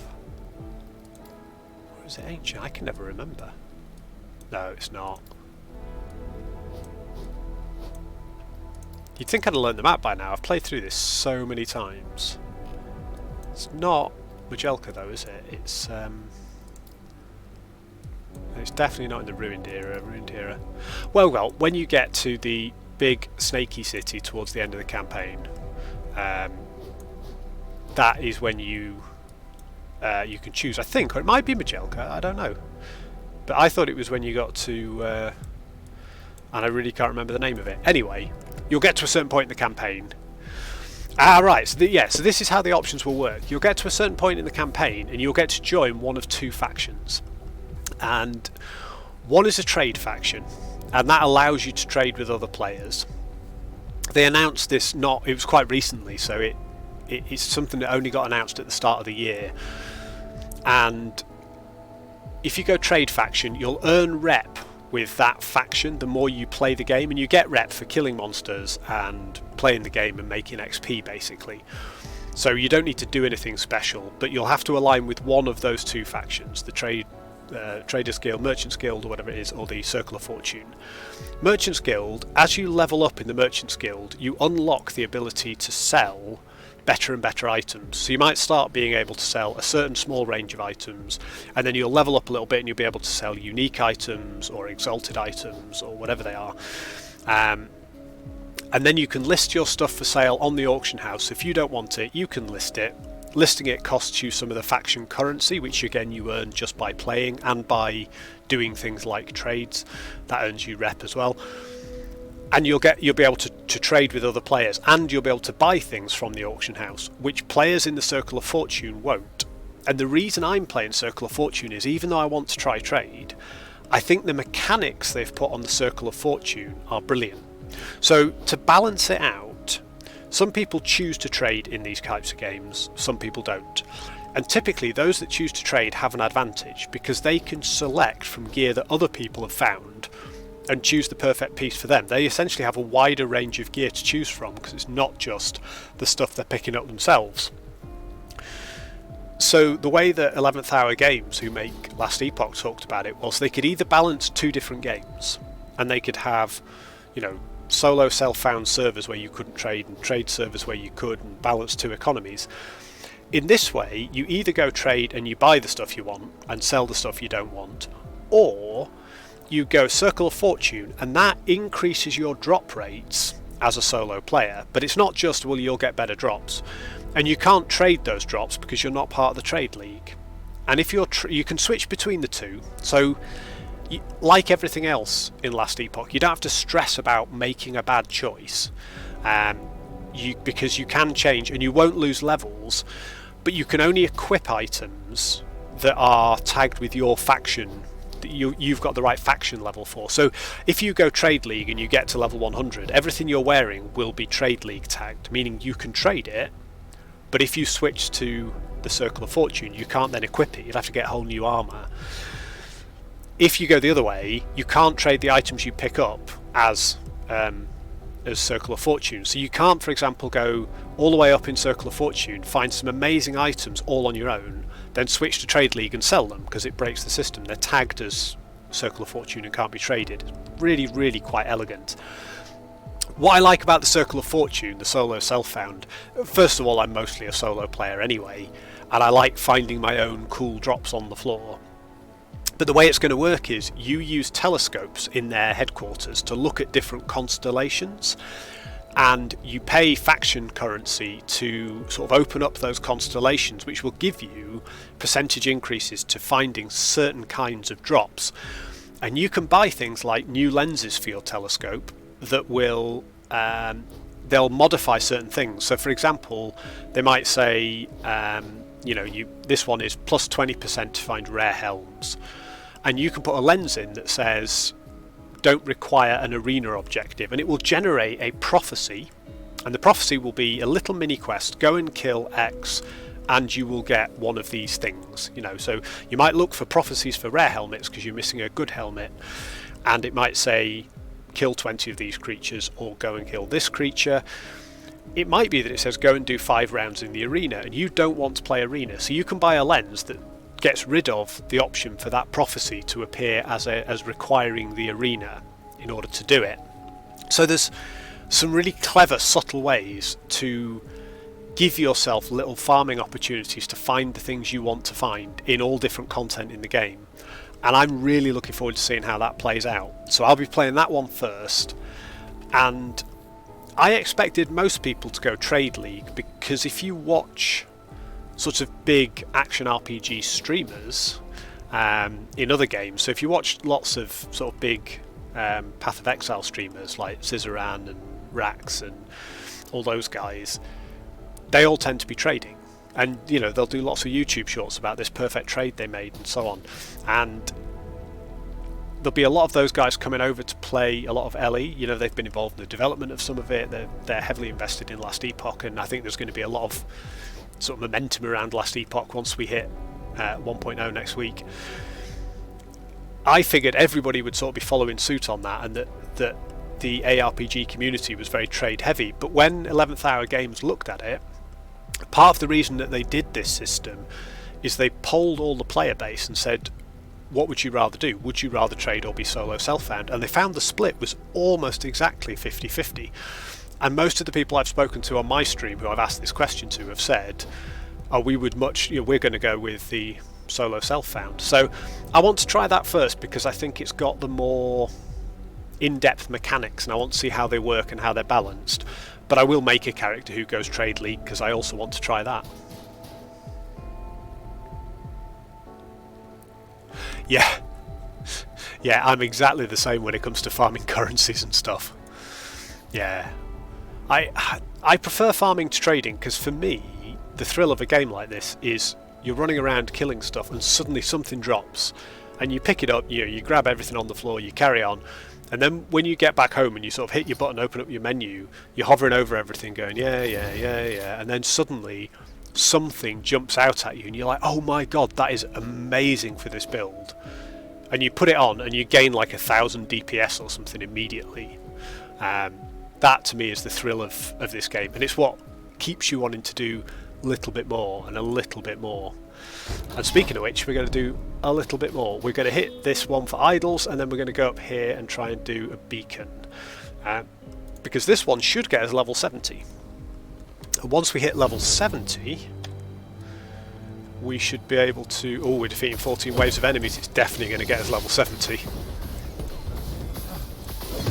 Once we hit 70, I've got a load of gear that requires level 70 back in my stash that we can start crafting and equipping to up the power of this build, which it really needs. See, there's 70 straight away. We've barely touched any of the waves of enemies yet. Yes, please, that'd be lovely. Oh. Thank you, my love. Oh dear, don't die. Oh, T-top up is perfect.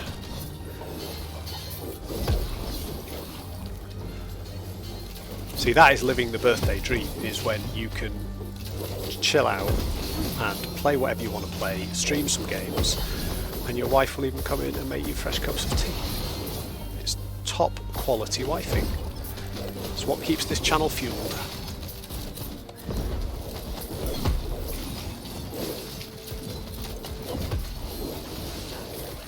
Right, let's go find another shrine. We might have a crit chance shrine or something. If we do, that would be amazing, because then we can instant kill everything. Move and attack speed is also good.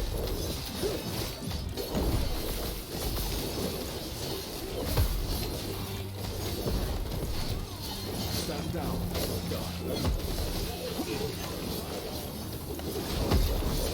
See, I really like these. I know a lot of other people don't like these particular echoes. To me, they're just mindless. You can just tune out, kill stuff.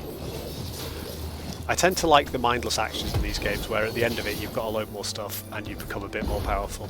And that's probably because I'm quite a mindless creature myself. What are we getting from here? We're getting idols, weren't we?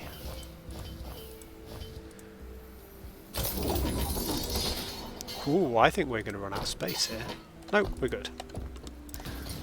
Weren't far off. Right, transfer our crafting items. So, a couple of things. Do we want any of these idols? 36% shred, no. Well, that's 35 healing effectiveness, that's 88 healing effectiveness. That's a big jump. That is a big jump. Haha! Dadlife Gaming! How you doing? Thank you for the happy birthday. Thank you very much. I'm loving Last Epoch. I've been playing it a couple of years, sort of on and off and trying it, but I haven't touched it for maybe a year and a half, maybe a little bit longer, and I jumped back in about 3 weeks ago and I just love it.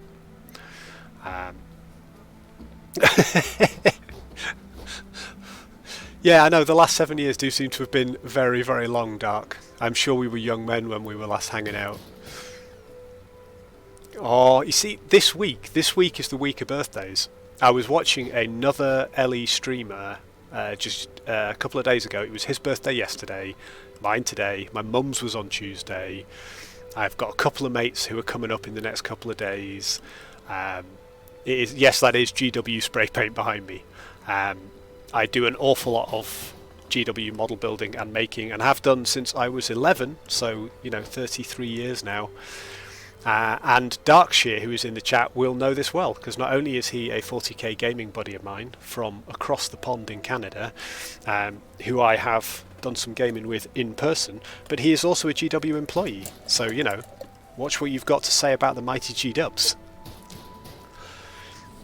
So what build are you playing, Dadlife? I'm currently playing a Forge Guard that I've been putting together for a week. I started this Forge Guard on Friday in my first ever live stream, and I thought I'd try it out and build it up till 1.0 and see if I could make my own homebrew build that I enjoyed, because I've never done that in an action RPG. I've never made completely my own build. I've always used somebody else's build guide for part of it. This build is entirely out of my own head, and it's gone up and down in the last few days. We've really had to tweak it, but we've just hit level 70 and it's starting to click. So I'm intrigued. So we've got a Blade Dancer. Oh, we've got a Lich. Now that's interesting, because I started an Acolyte and I went Necro, and then I looked at the passive trees after making my choice, and I was like, yeah, I sort of wish I'd gone Lich. They look good. My Necro's about level 30 something. In the last 3 weeks, I've got a very low level Beastmaster. My Beastmaster's like level 15 or something. But I've got a Paladin at level 70, a Necro at level 30 something, a Rune Master at 56, something like that, and a Marksman in the mid 30s. And I've also got a Spellblade at 56 or 57 from a couple of years ago that I haven't touched in forever. So I've tried a few different classes in order to find the one that I like. But I really enjoyed leveling my Paladin.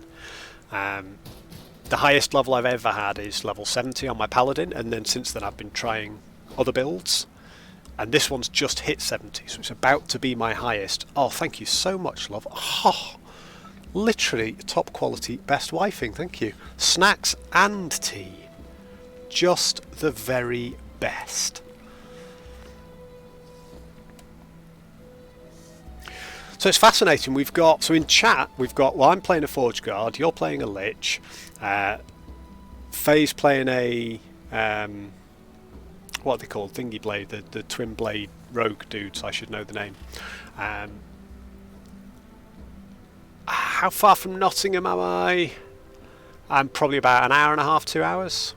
Not far. I mean, probably only about 30, 40 miles. Thank you, Faye. Blade Dancer. Yeah, 30, 40 miles-ish, but it takes ages on backcountry UK roads. But yeah, an hour and a half, 2 hours. So, Warhammer World meetups are not impractical.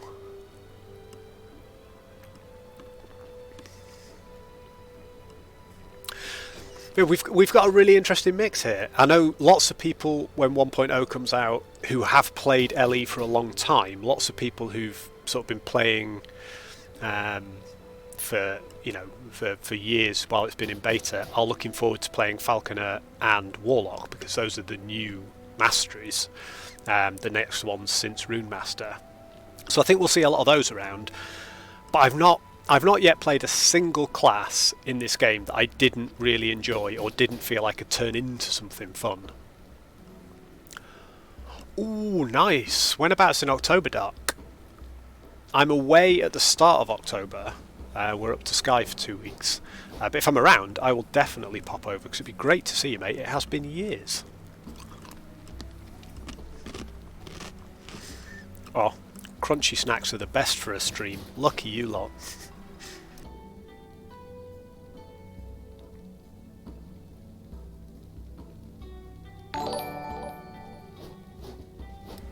Oh, I got a notification. Let me have a look at what that is. I have to look at my other screen for that. That didn't ping up. Somebody definitely followed. But it doesn't ping up on my main screen, and hasn't popped up on my alt screen, I shall tell you. I have another way of finding out. Dadlife, thank you so much for the follow. Really, really appreciate that. It is a deep, dark secret. Yeah, I will say I just popped straight back out to Streamlabs and was like, tell me. I can't run the game through Streamlabs. My PC just gets all excited and gives me interesting lag spikes and delay, which in a game like this leads to death. So I have to keep tabbing out. But yeah, I jumped straight back into Streamlabs. Exactly what I did. I was like, please tell me what just happened. Streamlabs, I've got my alerts are set up. What I'm trying to do is get CloudBot from Streamlabs to output the alerts into chat, because I have a chat overlay that I can see here. But CloudBot isn't working at the moment. I've emailed technical support. I've been through various forums and things, and people have said yeah, it does this sometimes. You need to email them. So I've done that. I'm waiting to hear back. I don't know yet whether they've been able to resolve the issue, but hopefully in future it will give me chat notifications when people follow and stuff. But thank you for that. I really, really appreciate it. We've got a follow target going on. I'm not doing this to try and make a fortune, but it would be nice to make affiliate, just because, if you're streaming and making content and people like it, it's good. And also, I'd like the idea of having sort of a small community of people who enjoy playing the same game and want to get together and chat about it and all their different builds. I'm fascinated to hear how the Blade Dancer build and the Lich build come together, because I will make alts, and those are two pretty high on my list. I am forever turning things off and on again. The big challenge I've got is I don't have a second monitor, because the monitor I've got is quite big and I don't physically have room for a second monitor on my desk. So with the second monitor it'd be dead easy. I could have my stream up here and I could just be checking it. I've got my stream down here on my laptop monitor balanced on something, but for some reason the notification didn't come up this time on my laptop, although I got the noise for it and it did come up in Streamlabs, so I'll investigate that in a little bit. But anyway, Dad Life, thank you so much. I really, really appreciate that, because I only really started streaming because I was playing Last Epoch anyway, and I just thought, why not be streaming it? I always talk a constant stream of nonsense while I play games. I talk like this to myself while I'm playing. So I might as well be talking to people. And since then we've had people drop in, people I know, people I don't know, to come and chat about the game or about life or about whatever, and it's addictive. It's really, really good fun. I like sort of sitting around nattering nonsense. So I've been enjoying it, and I thought I'll continue to do it. Throwing damage I don't care about. Poison damage, no. We're not using Vengeance, okay. I really struggle to talk while streaming and still survive. I can just about do it. I mean, you can see here, I go quiet when I start evaluating my items. I can do one thing or the other, not both. 46% chance for additional multi-strike sword. Oh, we're not using multi-strike. We were before, but I didn't like it. Yeah, okay, that's cool. So yeah, I do one thing or the other, and I've died 3 or 4 times tonight, and it's because I think we're finally hitting level appropriate content. So it's challenging enough, and if I stay quiet I live, and I look at chat and start chatting about stuff, and suddenly tiny lapse of concentration, and it goes. I mean, to a degree I talk for a living, I do training and stuff, so I should be quite competent at running my mouth.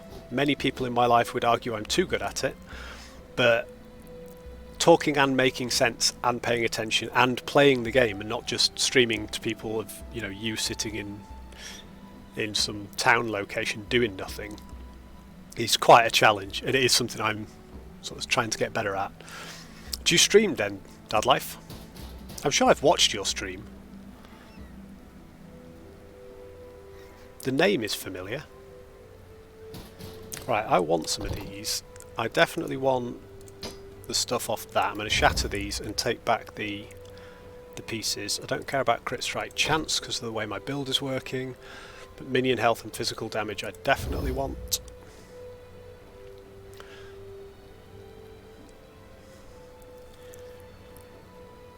Physical damage and attack speed are both very good. We'll hang on to that. So the Exalteds, I'm just going with the chuck all your Exalteds into one place and buy a new stash tab if you need it. So I have Exalteds for different classes as and when I want them. They are less challenging. That one's quite good. Elemental res is less important to me, but that actually, movement speed is always nice. Minion health is always nice. Physical damage is great. Although that's got 33% phys damage and that's got 59%. So yeah, that's just a garbage ring then. We'll take the shards out of it because shards are always useful. Sell that. Sell that. We were going to keep that, weren't we? So I've got a whole bunch of stuff now.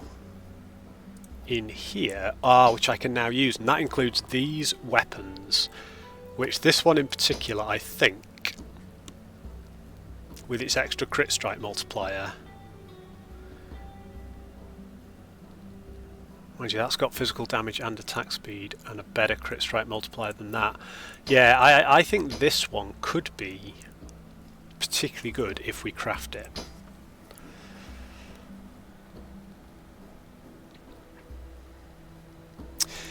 Yeah, consistency is key, isn't it? If you're trying to... Oh, wow. Oh, thank you, love. Jelly babies as well as Balti Mix. It's feeling like a birthday. This is a birthday party. I've got bowls of party food snacks. And a cup of green tea, which, you know, is the most rock and roll of all birthday beverages. Were it 20 years ago, I would be on the beer by now. But if I do that, I'll be asleep. But yeah, consistency is challenging. I've set myself the challenge of doing Fridays and Mondays for streams, starting at like 2.5 hours, but I'm going to try and go for about 3 where I can, and then occasional ones in between. But I only started on Friday, and I streamed Saturday and Saturday and today as well. Today's a bit different because, you know, birthday stream, so I thought it'd be fun. I've got the day off, I might as well treat myself to a bit of a birthday streamathon. But it's quite nice to sort of slip them in between. When I do Monday, Friday, real life gets in the way, but I end up feeling like I need to stream. And if I'm playing LE, if I'm going to sit down and play Last Epoch for 2 hours or more, rather than just a couple of Monolith runs, I sort of feel like, well, why wouldn't I be streaming it? You know, all I've got to do is plug the camera in and be online. Might as well be sharing it, even if no one's watching it. Yeah, see, I've been trying, Faye, to dodge the Old World release. I was a big Fantasy player back from about 2nd edition, and I played Fantasy all the way up to 8th edition, and I played Age of Sigmar. Mainly, I've been collecting 40k stuff. I've been playing 40k since 2nd edition as well, but I haven't played a game of 40k since 8th edition. I didn't play a single game of 9th edition at all. I collected a lot of stuff and I painted quite a bit of stuff, but I didn't actually manage to get a game in, so I am going to get a game of 10th in. But at the moment I'm doing, in 40k, Necrons is the current army, although I've got 5 or 6 armies on the go. And I've also started with Legions Imperialis, so epic scale heresy stuff, because I loved the old GW Epic games. So I'm really looking forward to that. My God, your last game was at CottageCon. What's it like, been 7 or 8 years since we got together at the cottage for those games? Mate, you need to fix that. Even I've played since then. I totally could do that. I was thinking about doing some painting streams. I used to do YouTube videos. My YouTube channel's linked in here, I think, and I've started uploading the VODs from here onto my YouTube channel. I used to do YouTube videos around my painting and gaming and collecting of 40k, and those videos are still up there on my YouTube channel, and some of those are games. We have got some game videos on there, and they were all sort of done handheld with a GoPro. I don't know about stream. I think you've got to have a pretty clever setup to stream a tabletop war game and make it good without sort of post-editing, because it can be really hard to see what's going on at a tabletop scale, but still see things that are vaguely interesting and not just people leaning over stuff and rolling dice and talking nonsense. But it'd be one that I'd be quite keen to do. Absolutely. I think for now... See, the increased melee physical damage on these is nice, but I think I'm going to stop collecting these. I really do. I think I might put them in my loot filter, because block effectiveness and block chance are pretty important for what I do. That's going. This necrotic damage we're not bothered... excuse me, we're not bothered by. We've got a better piece of armour, which actually is now available. So this is one we were going to look at crafting.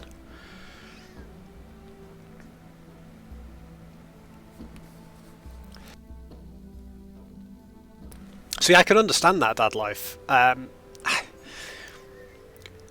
There's something about prepping for a game of something like 40k that I enjoy the anticipation of it more than I actually do the game. I find that by the time I've done the game, my back aches and my mind is a bit spent from trying to be tactical and remember dice rolls and remember rules and everything else, and I'm just absolutely shattered. But I love the idea of it, and I do like sitting down and watching other people play a good game of a tactical game they're good at. The challenge I have is I'm very much a narrative gamer, and I like watching cool narrative games where interesting things happen. I don't really care for the latest tournament tactics or smash face list. And finding the right channels out there with people who are playing games that sort of have a story to them and are doing something cool and everybody's having fun, rather than two clever match play armies designed to roll over each other, banging into each other in the middle of the table and deleting units. I'm much more of a read the Black Library books and try and reenact them on the tabletop kind of gamer. Don't care about that. Don't care about that. Or that. Right, let's make ourselves some space. We're going to get back to playing. So, we're going to sell these. I've already got one of these. I've already got one of these Keeper's Gloves, but I don't have a pair that has legendary potential, I don't believe. No, I don't. That's got better minion poison res. You get slightly better poison res, but that's got legendary potential. We'll keep the legendary one, because then we can do stuff with it if we want to. Oops, don't do that, do that.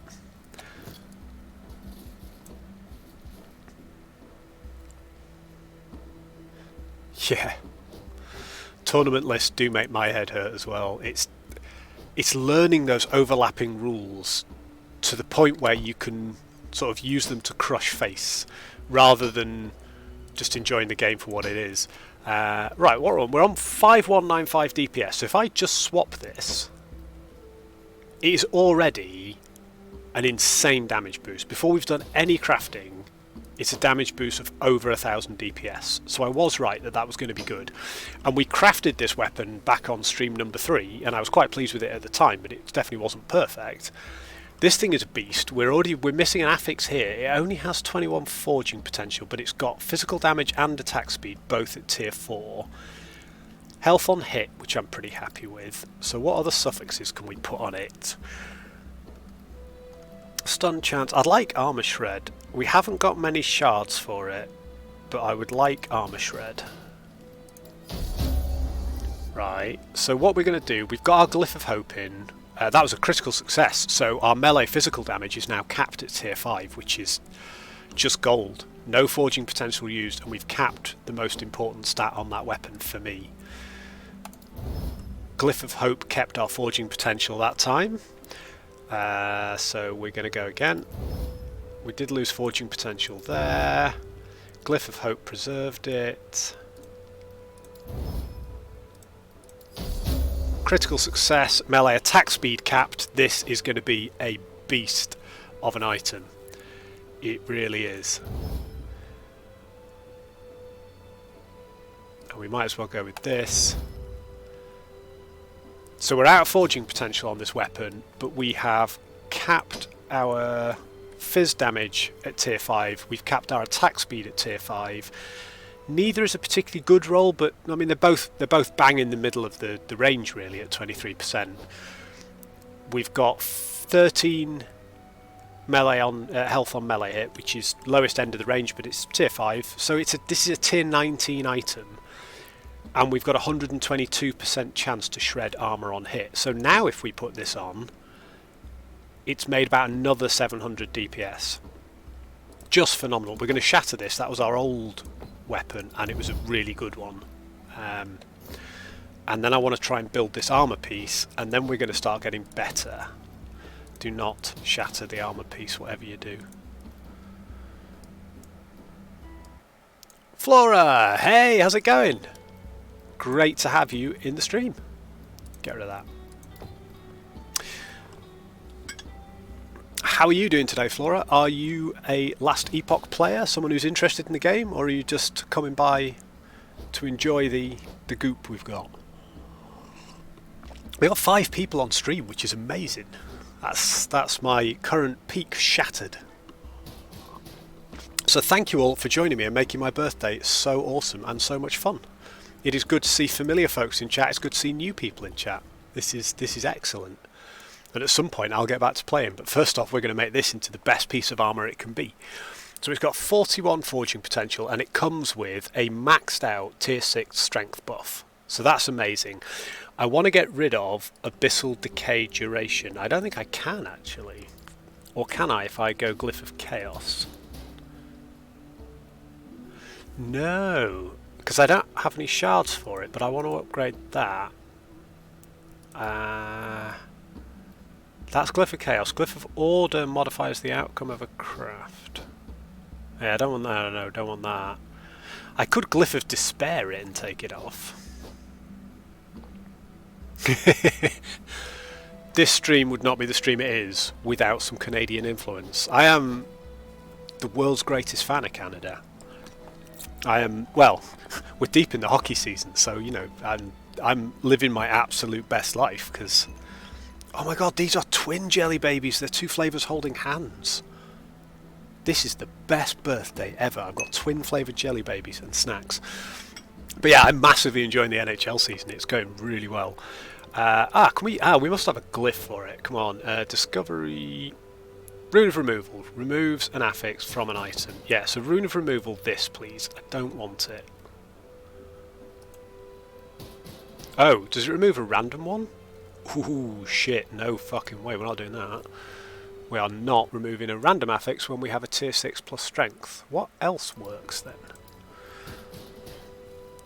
Reroll all values, no. Add random tier 1 affixes, no. See, I've not played around with all of these. I've not done a huge amount of crafting. Now that rerolls the implicits on an item. So that could be useful. I mean, to be fair, it might be a bit of a waste on this item. What are the implicits on this? 350 armour. Oh, it's mana regen. I don't care about mana regen, so the implicits don't matter. Seals an experimental affix to the item. I didn't even realise that was possible. I mean, we're not going to be using that, but wow. Duplicates the item, reduces fortune potential to 0.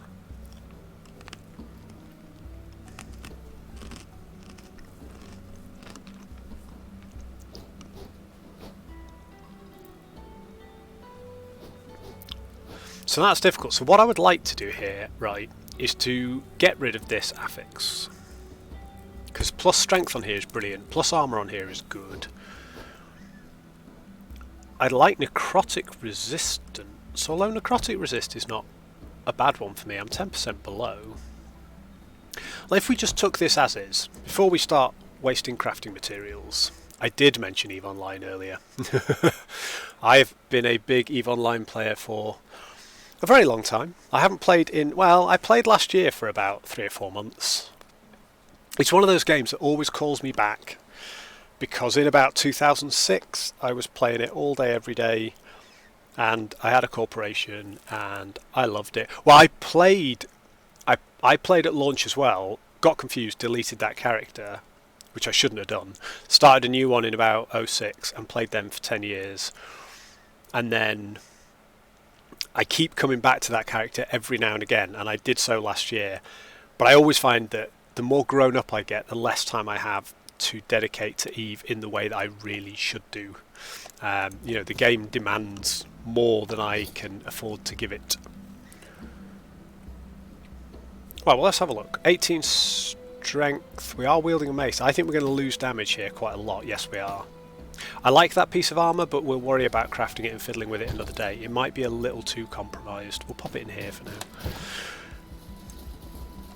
Right, we finally managed to shift all of that, which is great. So after all that time, we can play again. We've got all these people in chat, and all we're doing is sitting here doing nothing. We've got 6 people in chat. It's crazy. We're blowing up. It's rockstar status. Right, well let's cheer everyone up now. Okay. Here's where it gets real. And we're not doing this just yet, but we have got enough stability to take on the final boss. Now the final boss, I think, is Lagon. And given how much I've died in this particular monolith, and the fact that I'm still 5 levels under the level of the monolith, I think he will slap me around hard. So I'm going to do this monolith here. We're going to do the beacon, because I haven't played now in about 20-40 minutes while we've been chatting. So we're going to do the beacon, we're going to get ahead in the game again, and then maybe we'll die to Lagon, see just how badly he slaps us around. And then maybe we'll go play some arena while we level up. Fire boys, off you go. Don't want your experimental affix, thank you little wizard. Take me too long, I just want to get this done. What am I doing? Slaying enemies to locate the beacon and then charging the beacon, obviously, because we're in a beacon.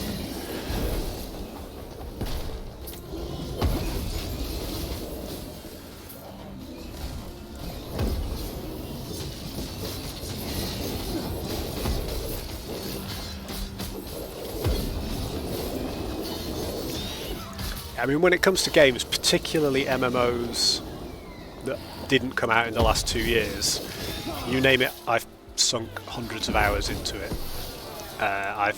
Action RPGs and MMOs are pretty much no-miss games for me. I have to try them all.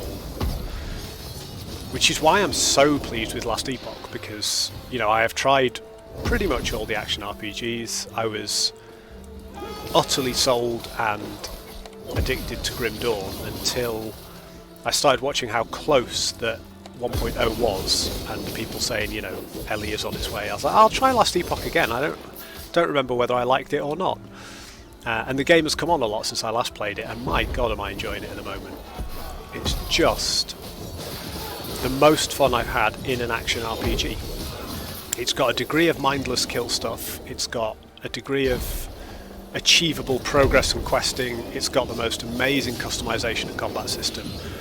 I would not disagree, Dadlife. I don't think a game has been done as well as Last Epoch yet. And you might expect that, you know, it's built by devs who wanted to make the best action RPG. They're action RPG fans and lovers, and it really shows.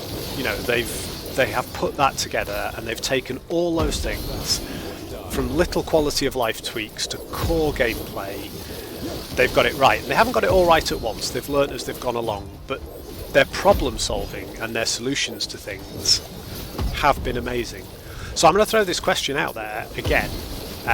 Particularly, I don't think you were on Dadlife when I last asked this, and I don't know, Flora, if you're playing, if you are playing Ellie, or if you're considering it. But for all of those of you in channel who have not answered this, when the game goes into 1.0, are you going trade faction? So are you going Merchant's Guild, or are you going Circle of Fortune, the solo self-found faction? Because I juggled with this decision for the longest time, and I've made it now, but both are really appealing to me. Okay. And if people don't know what I'm talking about, then feel free to ask and I'll explain it, which, you know, I explained it for Faye, who is also new, and hopefully made some sense. But I think it's the cleverest thing Last Epoch's doing, is the way it's dealing with players who want to find their own items versus players who want to trade for them. I can't disagree. I mean, I've been a massive Blizzard fanboy most of my life. You know, I played StarCraft, I played Warcraft, I played World of Warcraft. I loved the Diablo series. I mean, Diablo, the original Diablo, was my first Blizzard game. It might have been Warcraft Orcs versus Humans, but I played D1, I played D2, I queued for D3 for 4 hours getting my Error 37, I played D4 at the 2-week early launch, having pre-ordered it, and I enjoyed D4, don't get me wrong. I know a lot of people absolutely hated it. I enjoyed pre-season, I enjoyed Season 1, I enjoyed Season 2, but I was done with it by the end of Season 2. It lost my interest. And that's when I went on to start playing Grim Dawn. And then, once I jumped into Last Epoch, I've not touched Grim Dawn since either. But I will go back to that later in the year on the stream when the new expansion comes out and stuff. You see, I'm really looking forward to Path of Exile 2 as well. I love Path of Exile 1, but I have tried to crack it so many times. I keep trying to play it. Every time a new league comes out, I give it a go, but every time it's so much more complicated. There are so many layers to customization and so on. And I think the thing that kills PoE 1 for me, and I understand why they made the choice, and I like it to a degree, but it ends up making me just quit the game to play something else, is how difficult it is to respec. And you know, I think they're afraid of people who just want to make one character and be able to pay, you know, currency they can get easily to continually respec, and you know, your choices don't matter then. But the problem is, if you're somebody who doesn't want to just sit and follow a build guide node by node in a passive tree, you're somebody who wants to experiment and play with it for themselves. If you feel you're going to be punished for that decision, you agonise over it and you don't play the game. You sit hovering over things or making builds in build makers or watching somebody else's guide, and then you don't feel you're playing the game. You feel, certainly I don't feel engaged in the game, because I feel I'm just clicking the buttons somebody else has told me I have to click until I get to a later level where I'm good enough to earn currencies and do maps and stuff. So I love what Path of Exile is. I love the skill system, love the gems. I like the way a lot of the systems are done. But after a while I find the game too overwhelming to play. I'm really looking forward to diving into PoE 2 at launch, at the beginning, when it's at its simplest, and learning it and knowing it and sort of being there from the start. So hopefully they'll tweak that to be a bit more accessible for the beginners.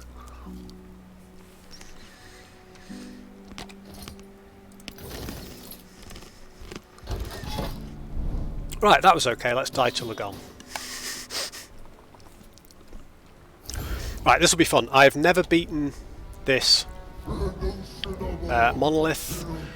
I've never made level 71, and Lagon has a history of kicking my arse. So this is going to be interesting. Don't get hit by his eye beam. Yeah, see, I'm not sure we're doing quite enough damage. Maybe we are. Maybe we are. Oof.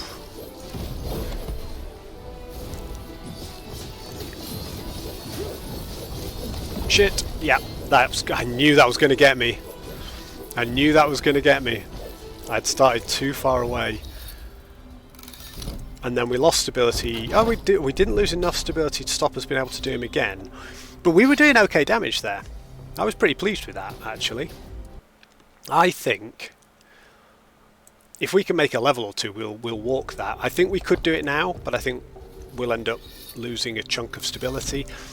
And from where we are now, what I would actually really like to try and do is some arena runs, because I've only ever done it once and it was great fun. We did it on stream on Monday.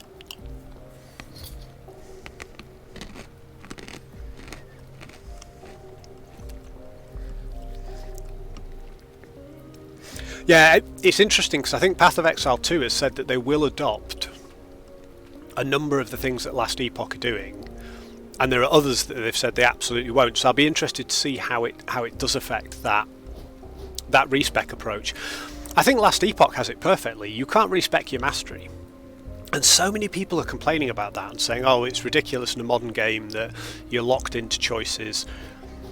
But leveling a character in this game doesn't take a huge amount of time. This character I've leveled in, it's Thursday today, I started it Friday night last week on my first stream. I haven't been playing intensely, I haven't been playing streamer hours, 8-9 hours a day. I've just been playing when I've got a chance.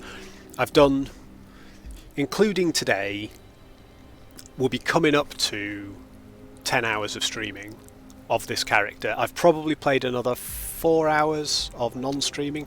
Maybe this character's 15 hours old and they're nearly level 71. And most of the time I spent streaming, I spent doing this, not actually playing, just chatting away. So leveling a new character does not take a long time. And I like the idea that you make your choice, and I don't think there is a mastery decision that is unplayable in the game. They do different things, but I'm quite happy to choose my mastery, and either if I meant to go Paladin and I clicked on Forge Guard, that's my bad, but I'll just roll back up and do a Paladin. It'll take me a few hours to get back to where I am now. Other than that, I'll make another character. I have a Paladin and a Forge Guard. They share similar armor, they share similar build qualities, And they had the same level path right up until sort of level 30 or 40, but I enjoy playing them both. Doesn't matter to me.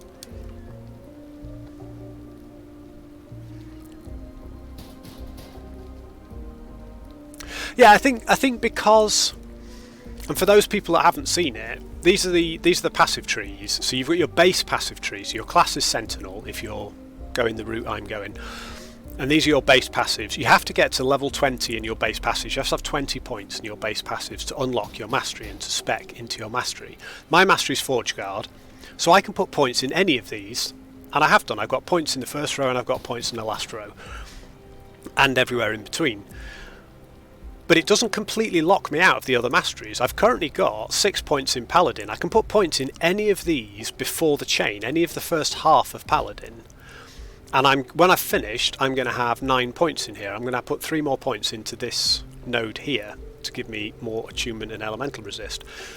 And I'm also going to put 14 points into Void Knight. I'm going to put 10 points in here and 4 points in here to up my resists and my health and give me more damage when I've recently killed something, because they're useful nodes. So although 2 out of the 3, or I suppose 2 out of the 4 passive trees, once you've made your mastery decision, you're locked out of the second half of 2 out of the 4, everything else is still accessible. So if you can't make a fun, viable build in that, then, you know, search out somebody who can and ask for their advice, because I think all masteries have some cool potential. Right, do we want any of these? What's this?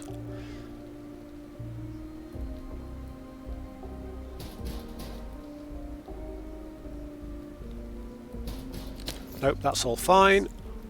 Let's go and do some arena.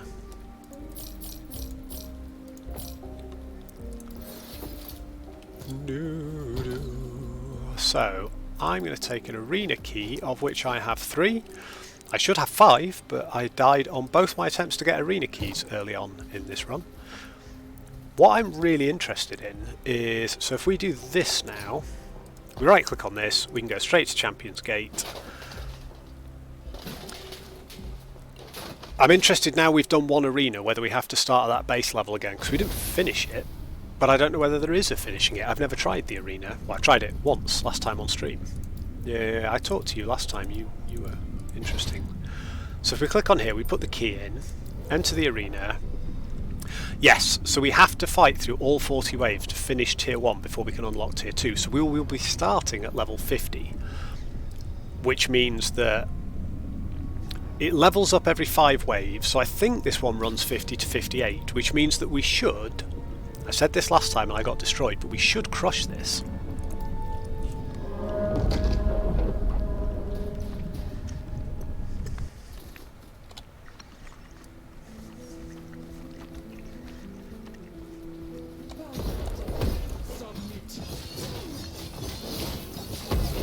Right, slay waves of enemies until a champion arrives. Oh god, those jelly babies are amazing. I'm going to be sick and happy by the end of this birthday.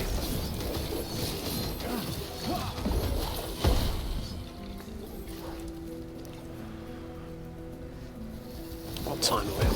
Oh, I need to check my phone actually. I need at some point to ring my daughter and thank her for a hilarious and deeply insulting card, which makes me extremely proud of her.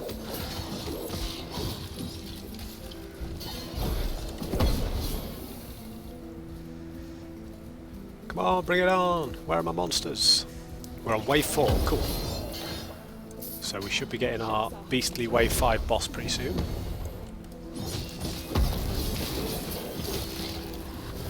Right, you look pretty boss-like.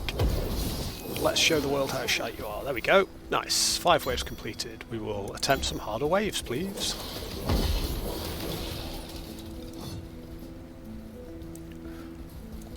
I think the only downside is we may or may not gain XP in here at all, because we're fighting waves of level 50 mobs. So we are over-leveled for it.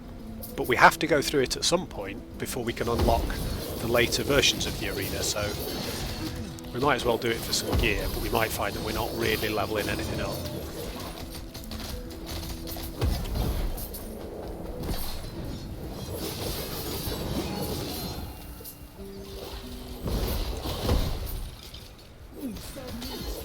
Oh, haha, we are still getting smacked by stuff though if we're not paying attention. What are we on now?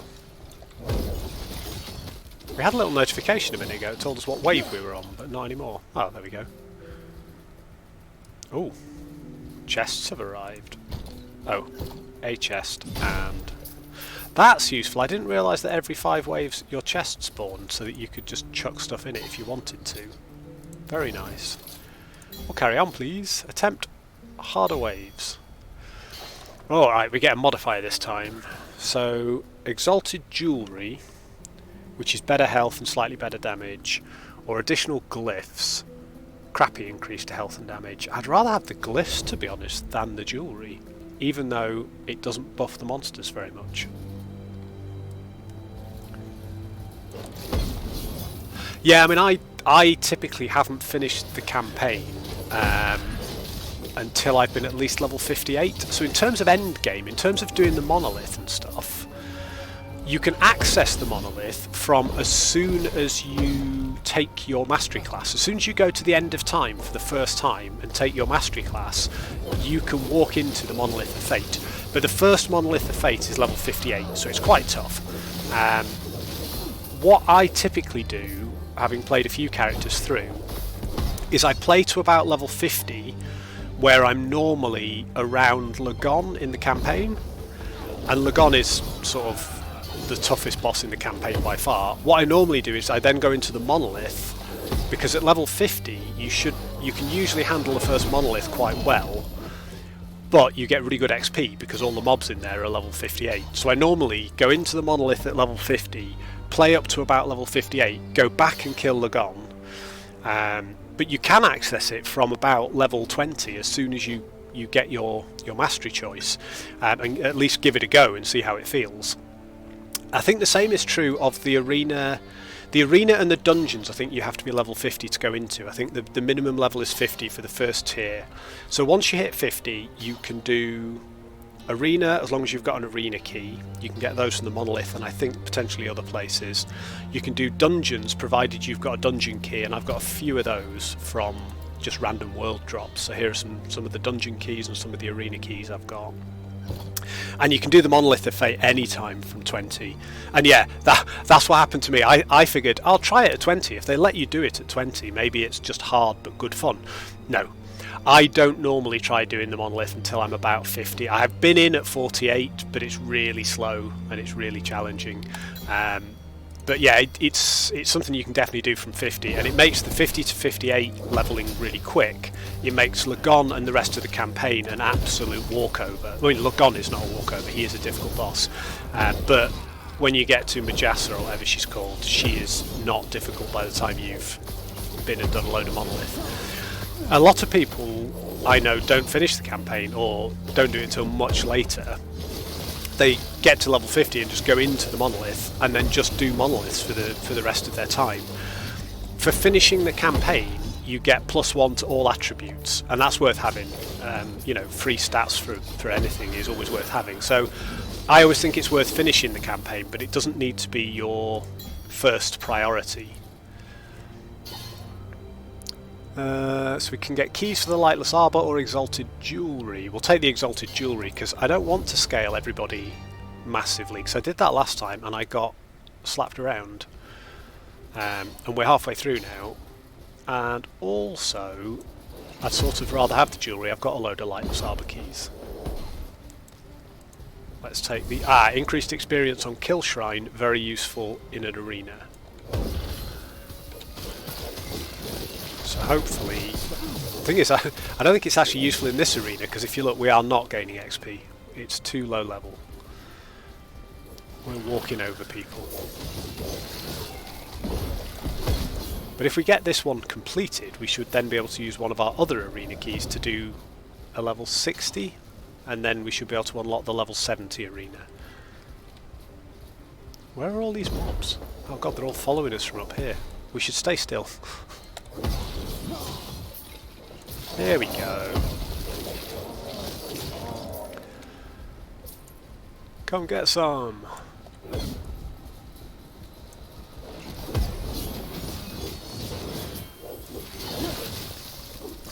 I See, I like the ones that are big open arenas.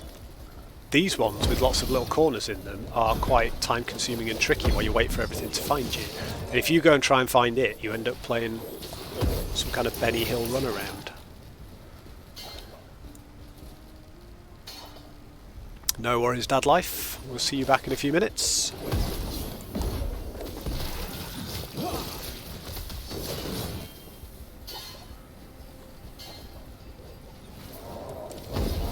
Hey, 25 waves complete.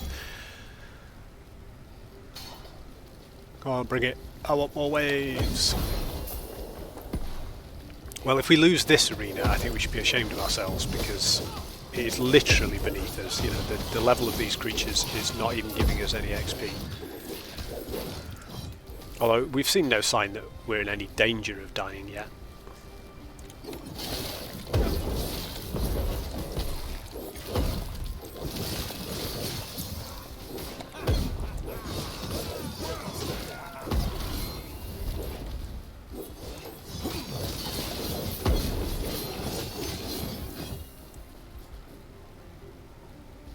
Come on, monsters.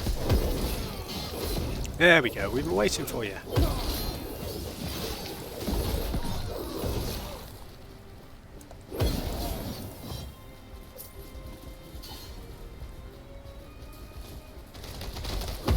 Who's firing? Aha! There you are, you're just standing on the edge firing stuff at me. I do not appreciate. Hey, right, we've done 30 waves. We've only got 10 more waves, so 2 more lots of 5 before we have finished this, and we can go and do something else, which is great. So let's have a look.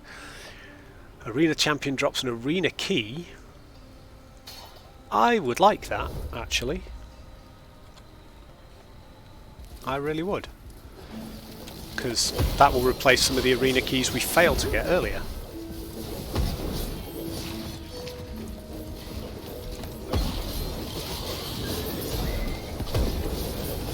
Now this is my kind of arena. It's small, we sit in the middle, stuff spawns. It's got massive deadly potential, as we're seeing right now. I'm actually taking damage, quite a lot of damage, but we get to our creatures and we summon our swords at rapid speed.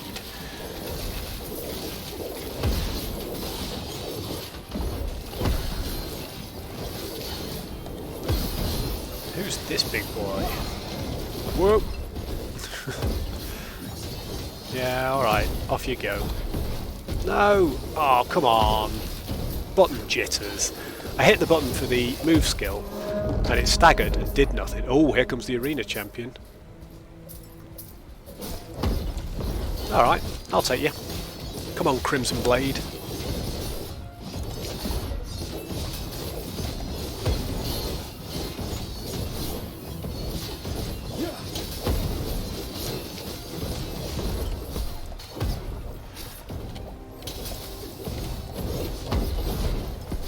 There, it's doing it again. The button just keeps pressing at random and locking on, and not doing any of the things I need it to do. Come on, don't mess with me now. I've got to kill the arena champion, or else I'm going to have to do this pointless don't level up arena again, which would be very annoying. Oh, he's killed my other dude. Not for long. Haha! We did it! We beat the arena! So we get an arena key, a glyph, we get a couple of cool bits, more glyphs. Collect your loot and press onwards. Well, I think we'll return to Champion's Gate. That was quite fun. I've not beaten the arena before. So we have now crushed the arena.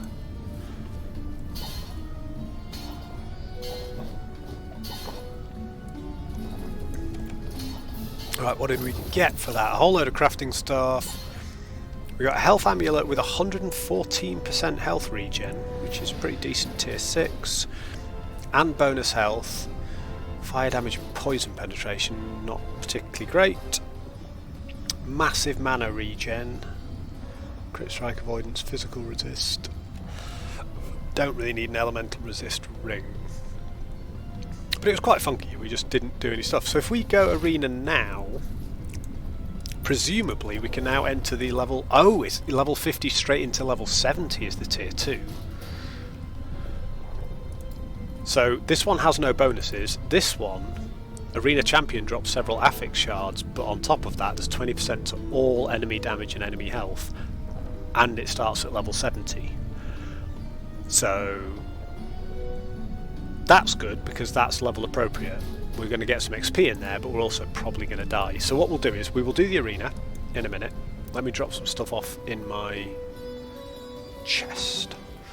And then once we've done that, we will do a level 70 arena. Don't care about those, we will keep those. Give me my exalted items first, stash tab.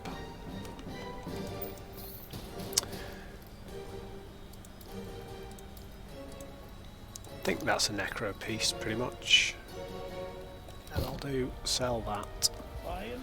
Selling? No, no, no, you're supposed to be selling these, not putting them on. Ah, that's rubbish. Put that back on, there we go. Whew, I nearly sold all my awesome items and put on all of that garbage.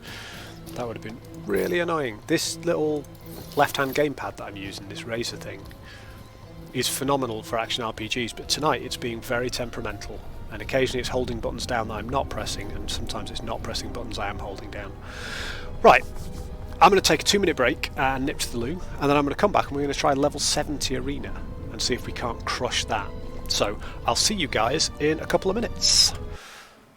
Let me just conjure up some suitably dramatic music for you to listen to in my absence, and I will be right back.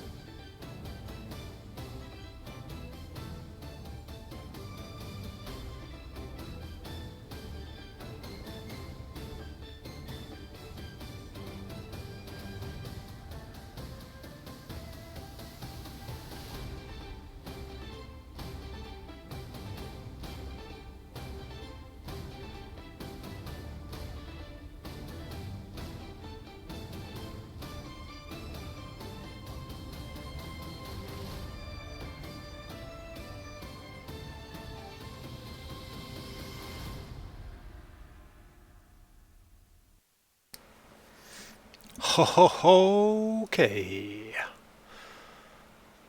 Let's do some Arenarage. Let's do some level 70 Arenarage. This is going to be more challenging. It's not going to be level 75 at the beginning, which is what we were struggling with in some of those monoliths. And to be fair, up until they're gone, we weren't really struggling anyway, so I think we're okay. Enter the arena, enter at level 70. Here we go. But we should now make decent XP from this, waves of level appropriate mobs. Let's go and find ourselves a shrine.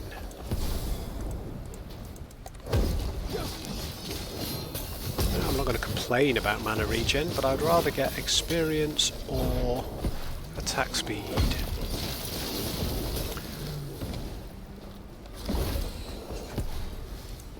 Stun chance is okay.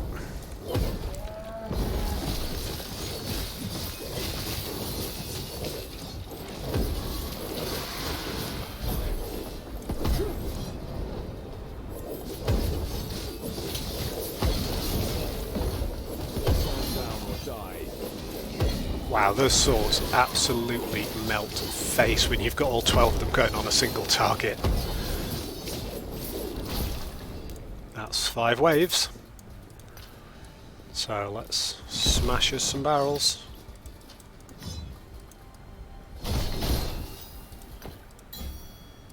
Attempt harder waves, please. I assume if you abandon run, that's it. You just finish your run, you don't get to fight the arena champion. So I don't see why you would abandon your run. You might as well just play until you die. Like, you don't lose anything particularly, but you might gain more XP or pick up more stuff off the floor.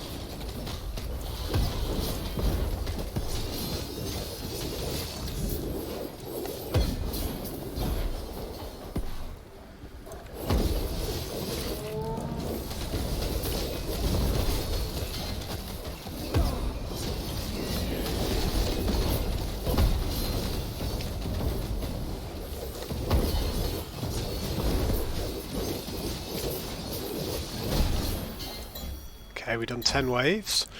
So for the next 10 waves, Arena Champion will drop idols or will drop exalted weapons. We'll take the 2020 increase. We'll take the increases that give us the best chance of survival because we're playing level 70s here, not level 50s like we were before. Right, 300% damage reflection's a good start.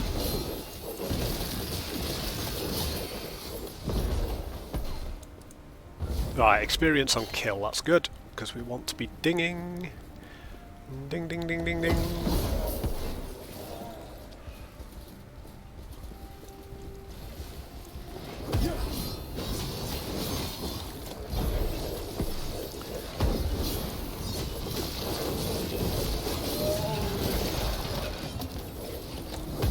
Okay, giant boys. Don't stand in it. Oh, oh dear, oh dear. Laggy spikes, not good in the arena.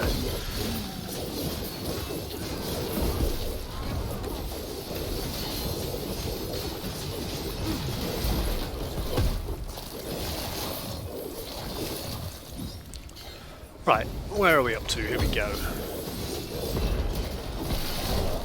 Oh, there we go, 15 waves. One more and we're halfway. Harder waves, please. Let's fight things that are actually fun to fight. Not that these guys aren't, actually. They are relatively level appropriate and challenging. Shit. Don't stand in that. If you stand in those two overlapping ones, that would definitely kill me.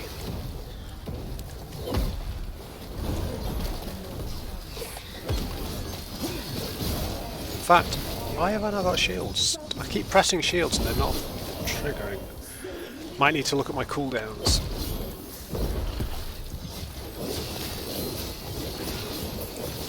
Or just stand here and rive everything to death.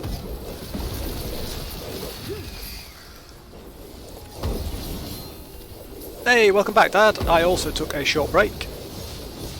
A little comfort bio break is always preferable, especially when one has been drinking tea kindly brought by the wife. So I too had a nice little break. Whoop. And we are now doing level 70 arena. So we finished the level 50 arena and killed the arena champion, which wasn't always easy actually. But we're now finishing off the final bit of wave 20 of the level 70 arena, and we're going to see if we can get to the arena champion and kill him and unlock the next arena. So we're halfway through. We've done 20 out of 40 waves. Let's go smash these barrels. Oh, they've got good stuff in them. Can I get rid of that? Yes, I can. Perfect. So make sure that we are not, no, we're absolutely not flooded on item space. So continue, attempt harder waves. So the arena champion drops exalted weapons, but enemies do 20% more damage.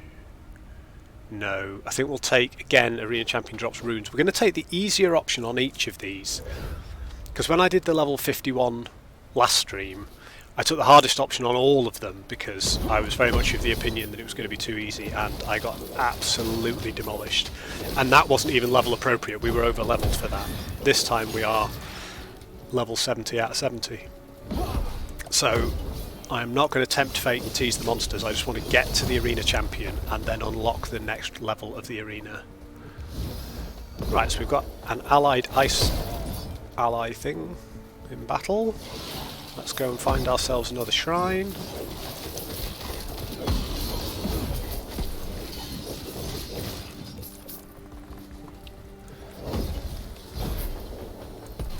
What's this one? Nice.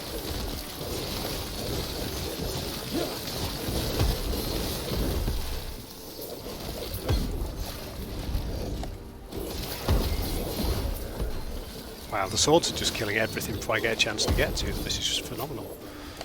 We've got to be pretty close. There we go. That's 25 waves out of 40. Another harder wave. Then we'll get to pick yet another modifier after this wave of 5.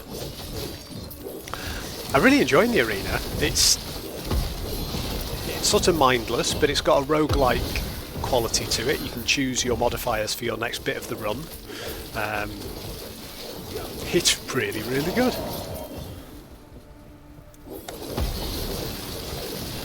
Just a quick question, can everybody in chat still hear me? Only because I had an issue where my microphone got undetected halfway through a previous stream, or, well, at the beginning of stream 2, and just wasn't audible at all. So I am mindful that I've not checked it, and it may have decided to turn itself off. Okay, right, good, no one can hear me, that's good. Good to know, thank you Mike. It's always good to have you there in the background, keeping me honest and sane. It's good to see you, buddy, we haven't hung out in so long. Right, only another 2 full waves to go.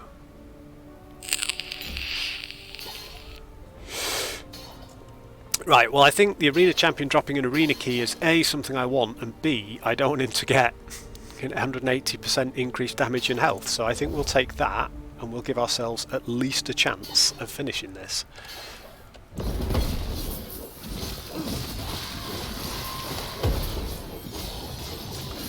Right, this is going to be good. This is the final arena. It's just a circular, everything comes at you really quickly, so it's slightly harder, but it also passes quite quickly as you kill stuff. Helps if I've got my manifest armor summoned. And then right at the end of it we fight the champion, so this is going to be amazing if we can get to the champion, but I'm confident, I am confident. We had some struggles on the level 51, but this one, oh, whoa, whoa, whoa, that's nasty. Okay, their additional damage bonuses are really starting to pile up.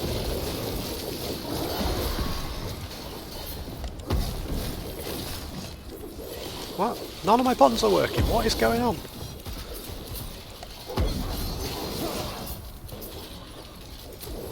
I'm almost wondering if I've accidentally taken off... Oh, here we go. Alfred Wolfman, the champion, is here. Kill it. Kill it with fire, literally. Whoop. Shields up. I need my shields to heal me. I don't want to waste a healing potion if I don't have to, but I have to. Right, Wolfman, he's a beast.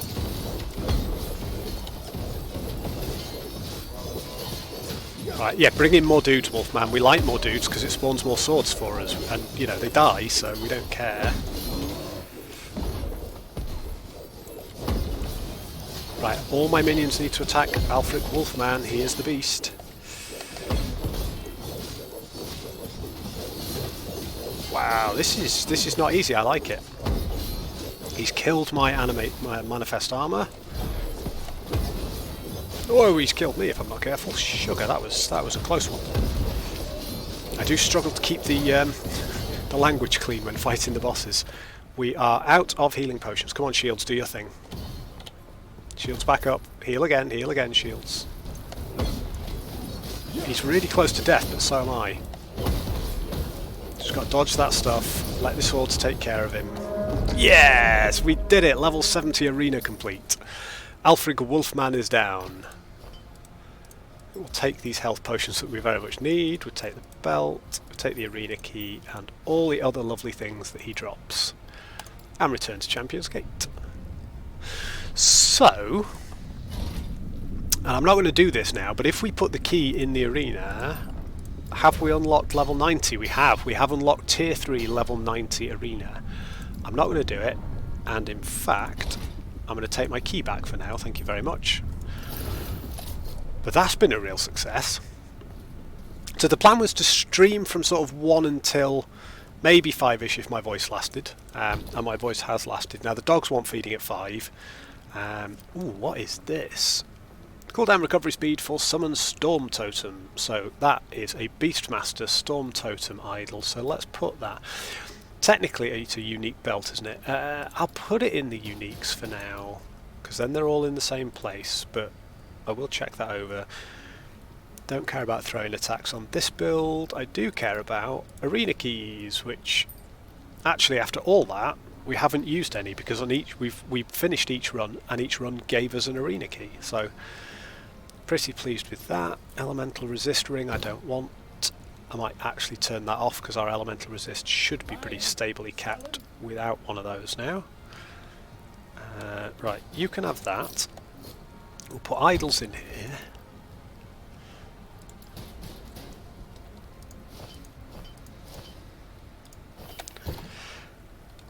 And we made 11 out. Hey, so shields are up to 20.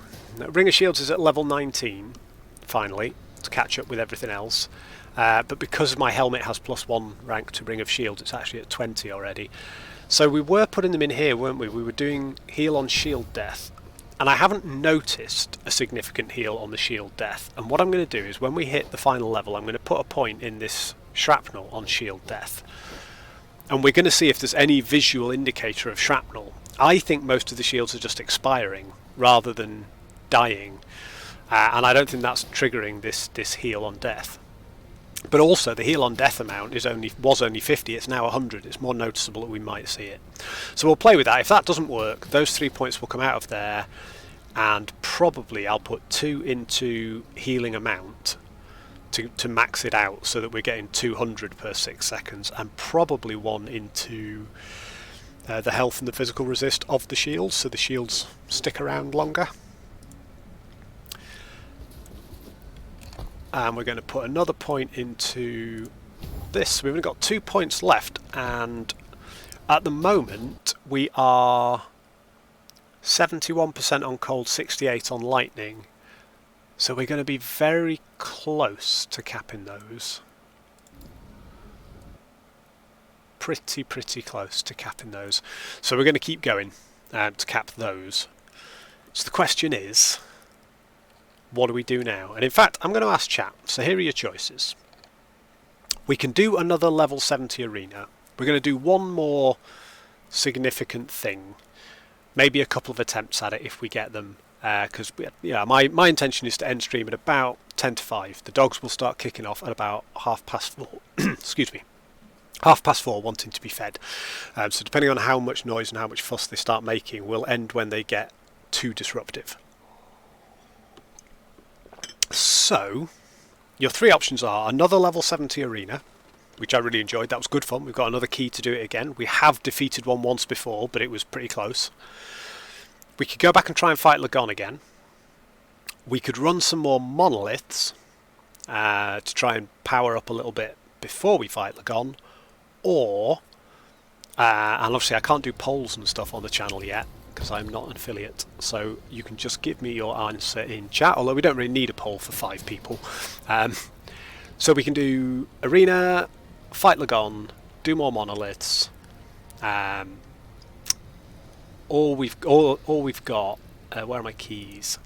One of these 3 dungeons, and we'll do Soulfire Bastion is the one we're going to do because it's the one I've got a load of keys for, so I don't really care if I mess it up and die and waste a key. So Soulfire Bastion dungeon, which I've never done before, fight Lagon, more monoliths, or the arena.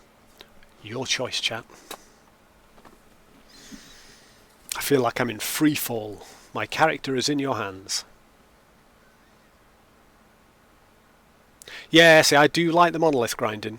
I think we need to do a few more monoliths before we fight Lagon again, or if we can just get a couple more levels, we'll be level appropriate with him, and we can cap those elemental resists, which I think will stop his lightning breath from, hopefully, from one-shotting me. It might take me very close to death, and then I've got a chance to get out and heal.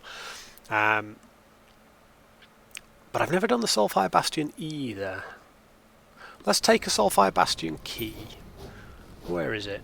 Is it one I've even got to before? Oh yeah, it's up here, so I could go to the Felled Wood. Well, let's at least go and get the waypoint for it while we decide.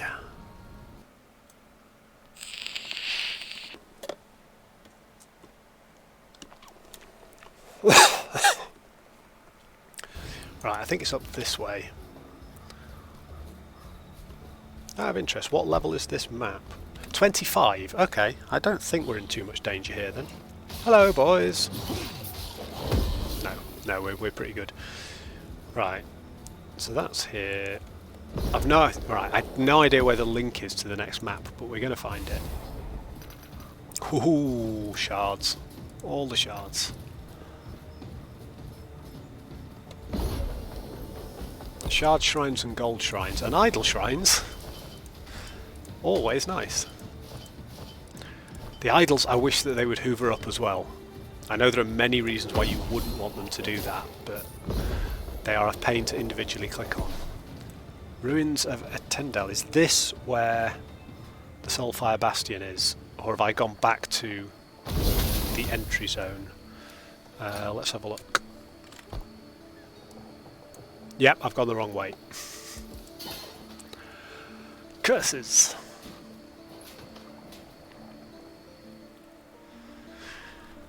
Well, I think what we'll do, we'll try a dungeon.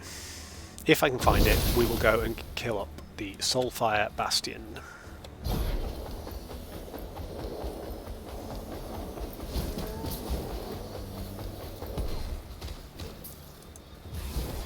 Damage reflection.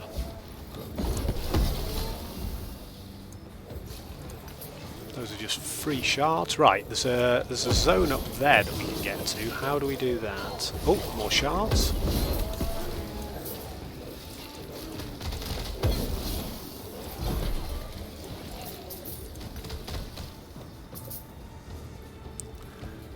Is it?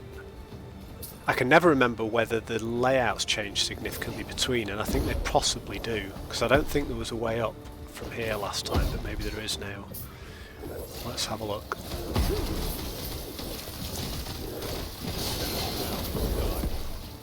I do need to work on movement speed on this character. So, you know, better movement speed would just be better for clearing everything. Yep, we're definitely going the right way. If you find a bridge with a lever, it's definitely taking you somewhere you want to go. Bees! Yay, let's up the minion build with some bees. Not the bees!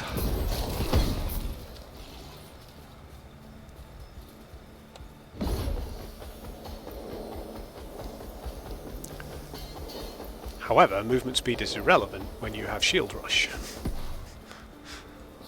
That helped. I think we're going the right way now. Soulfire Bastion. Perfect.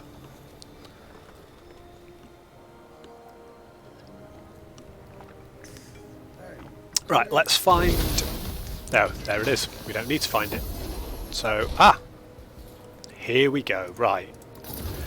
Let us attempt the Soulfire Bastion. I believe we can... Oh, it's tier 45 at the beginning. Then tier 75, then tier 92, then tier level 100.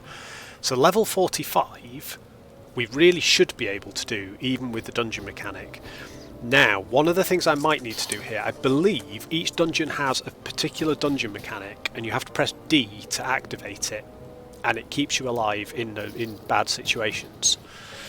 So I need to make sure that I have the D button mapped to my my Razer keypad, because I don't think I do at the moment, and otherwise I'll knock my T over trying to whack D on my my keyboard. What is that currently bound to? Right, change that to keyboard function D. So now D is that button just under health potion. We should be good. Okay, right. First time seeing a Last Epoch dungeon. I have no idea what we're in for. So what do I have to do? Oh, sugar. Yeah, yeah, you do. You take a huge amount of damage. Cast Soulfire Shield to get across fiery areas and burning aspects. Soulfire Shield is presumably D. Right. Oh god, I'm reading and learning at the same time. This is tricky. Search the Fire Lich. Cast Soulfire Shield to toggle between fire immunity and necro immunity at the cost of a soul ember, and we currently have 26 soul embers, and we can press D. So currently we are... If I hit D, costs us 1 and we switch to fire immunity. So now we can just dash through the fire stuff, but when we hit necrotic damage we need to switch again. So yeah, no damage being taken. Okay. So we need to get as many of these soul embers as possible so that we've got the maximum chance to be able to switch. Makes sense. I think that was our little practice zone, so remember we're fire at the moment. But there will come a point where we need to go necro.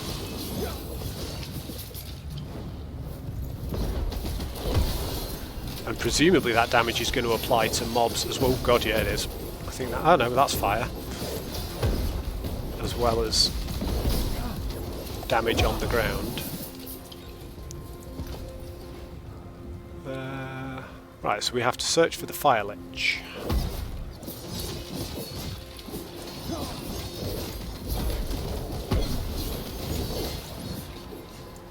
Okay, I'm taking what looks like necro damage now. Let's switch the shield and see what happens. Switch shield. But there's fire here on the floor, so I also want to be careful. But that is working quite well. We're helped here in the learning process by the fact that this is level 45. If I hit D again, I've also got a ton of soul embers.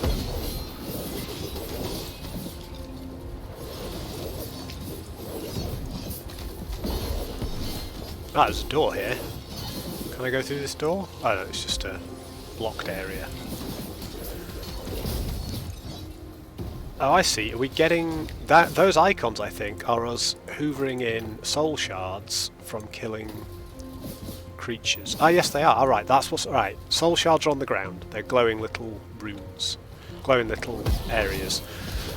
The runes may be necrotic damage. Not quite sure visually. There's a lot going on. I'm assuming that lava is probably instantly lethal unless I have the fire immunity on. But maybe I can cross it if it isn't. Right, fire immunity's on anyway at the moment.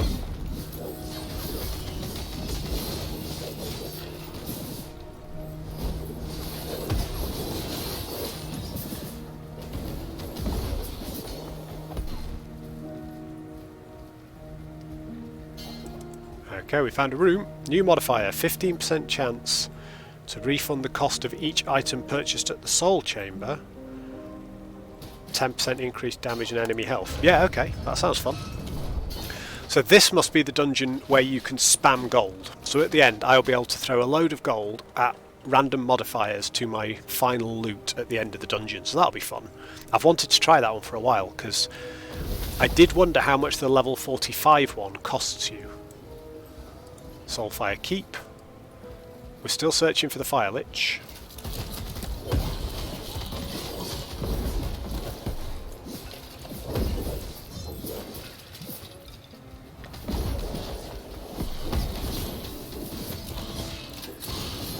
Whoa. Oh, we're okay. We're okay. We are autoimmune to. We've switched to necro immunity, which I don't know if I did deliberately. I don't think I meant to. However, there seems to be a lot of necro damage here, so that's fine by me. Right, there's a unique wand there which I wanted.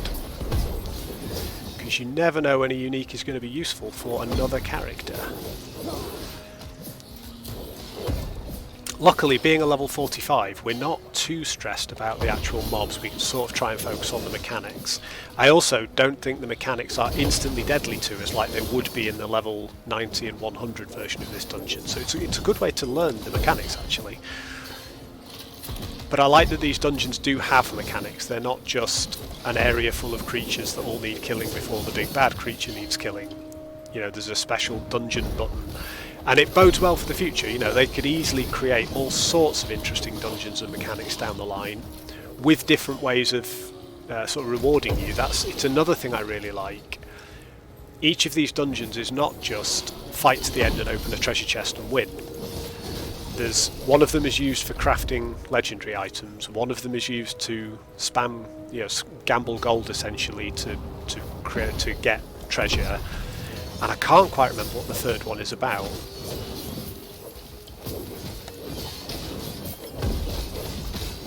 But they all have very, very different rewards at the end of them.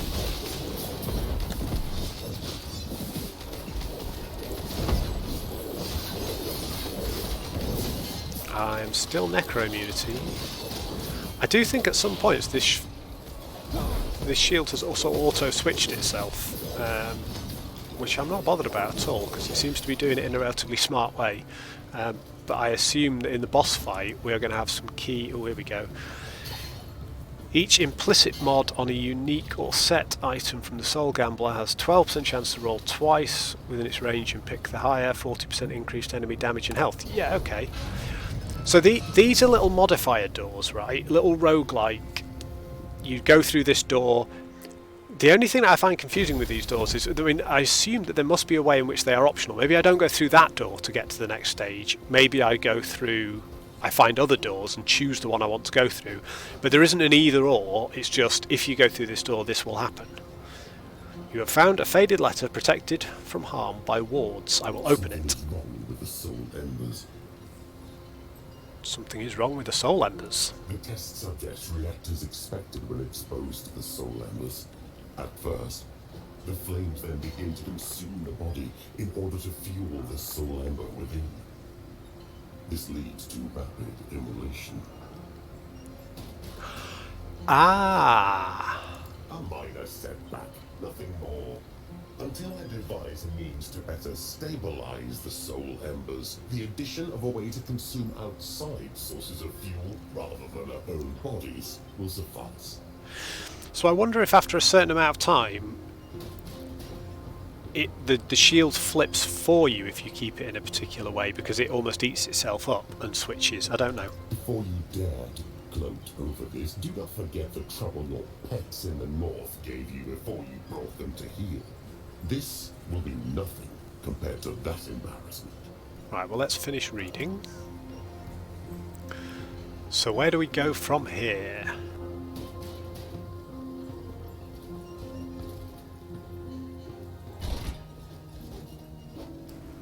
Right, we found the Fire Lich. He is the boss of the dungeon, Boss Lich Cremorus.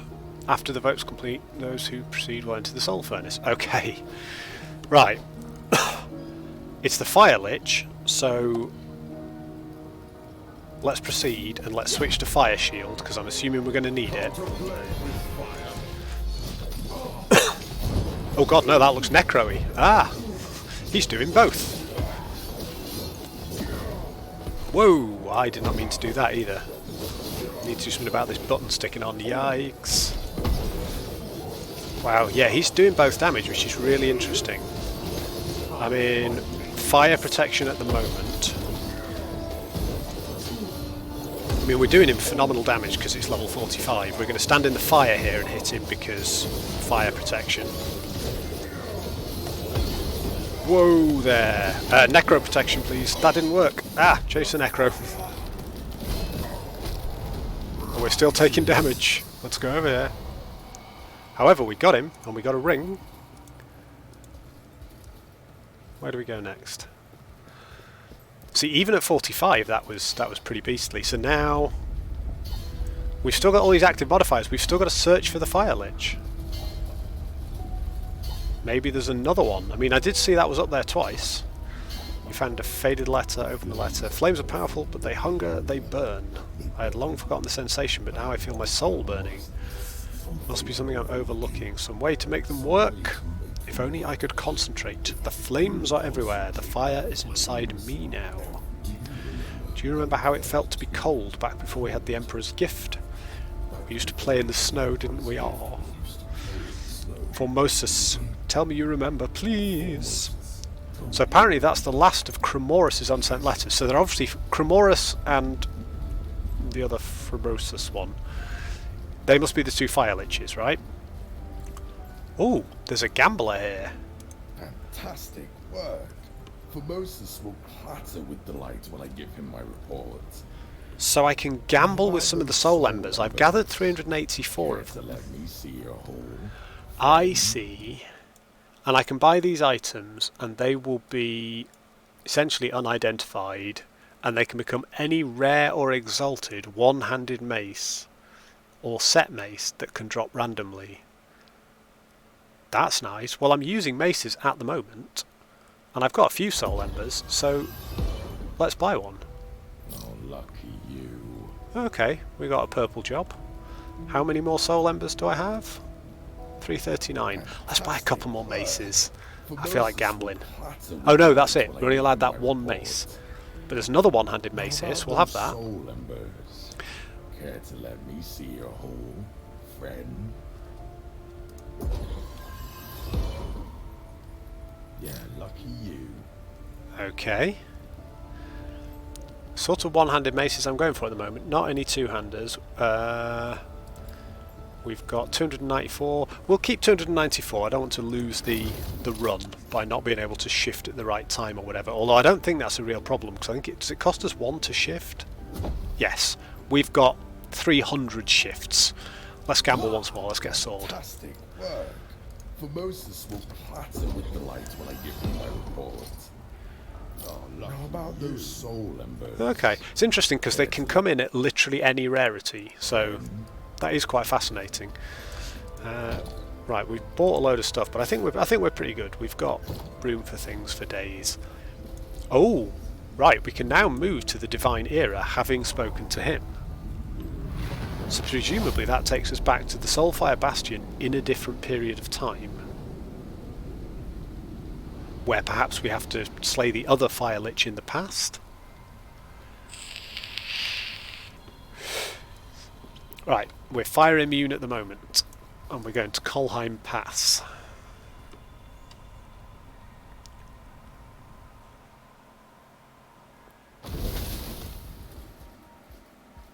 It's pretty fascinating. So where is this? This is Kolheim Pass. We've just come out of Champion's Gate. Oh. I think we finished. I think we finished Soulfire Bastion by gambling with the guy, but I'm pretty sure there is a way that you can enter a treasure room by killing the other Fire Lich. But looking at this now, we no longer have the quest to kill the Fire Lich or anything, unless by going back to Soulfire Bastion it's still open or something. We'll try this, right? So if I hit the menu and say, take me to... I don't even have the key, do I? I'd sort of need the key to Soulfire Bastion. It was, if I remember rightly, I'm not even sure if it was in this era. We had to move, didn't we, from a different era. There it is. If we go to Soulfire Bastion, because we've still got the stacks of soul shards.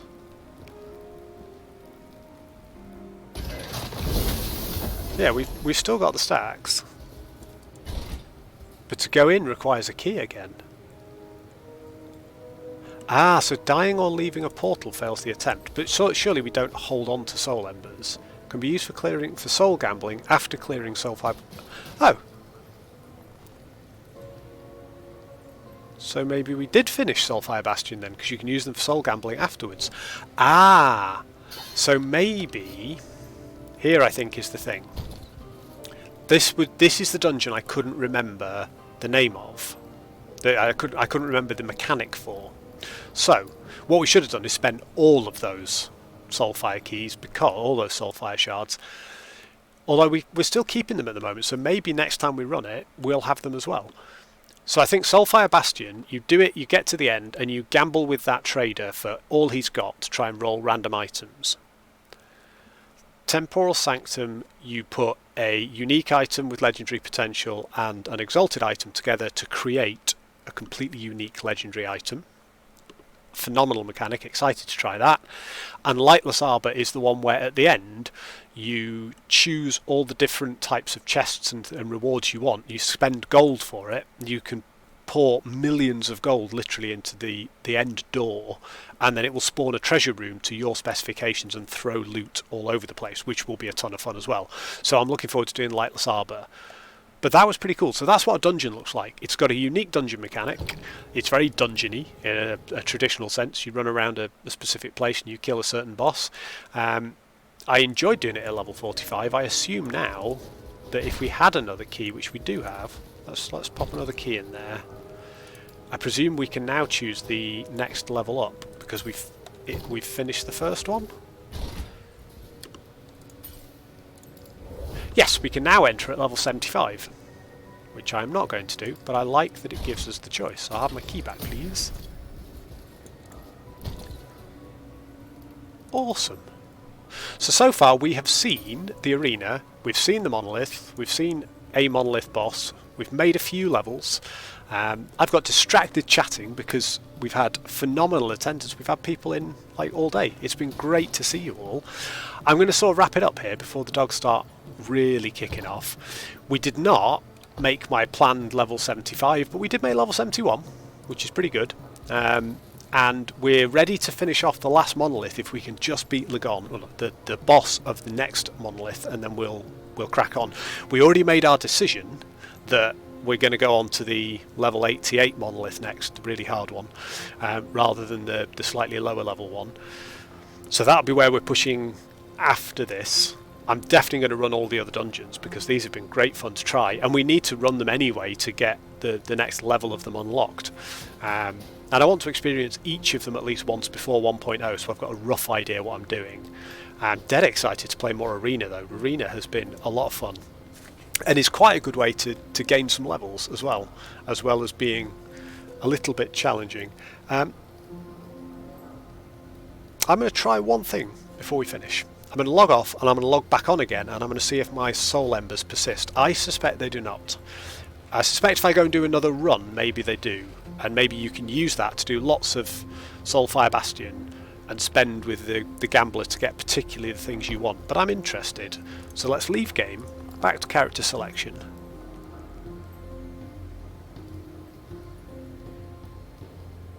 Because it'd be cool if the game doesn't force you to spend them all at once, because then you're not really gambling, are you? Although I think we'd probably had enough of them by the end of the level 45 version for us to just, buy everything that he had. Because each time we bought it, it disappeared from his inventory. Yeah, they're gone. Oh, that's interesting though. That you could then back-to-back chain them to try and hope that his random selection has things that you're interested in. You just buy those up and save up a few. Wow. That has been brilliant. That has been my birthday stream. Thank you all so much for sticking around with me and making it an excellent birthday afternoon. I've had snacks, I've had tea, I've had pot noodles, and I've had lovely hand-holding jelly baby snacks, and it has just all been brilliant. I've been opening cards throughout the stream.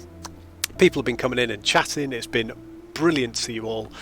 Dark, it's been amazing to see you, mate. It's always good to catch up and chat with you. Dad Life, thank you so much for joining, for contributing, for chatting with us, and for the follow. Thank you for everybody who has followed the channel. It's nice little birthday present for me. It's been lovely. Until October, and then it'll stop being nice to see you in October, because then I actually have to see you. But other than that, it'll be great fun. I'm looking forward to it, mate. It's been brilliant. So hopefully some of you will join me for the next stream, and we'll see quite where this character is up to as we get into our little lead up to 1.0. We should be streaming again a couple of hours tomorrow and on Monday. So hopefully I'll see you guys when we get a chance to catch up. And thank you so much for popping in today. It has been a ton of fun. I've really enjoyed it, and it's been great to have you along for the ride. So ladies and gentlemen, thank you very much for your company, for joining me for some Last Epoch. Get ready for 1.0. Play this game. It is awesome. And I will see you all in the next one. Goose out.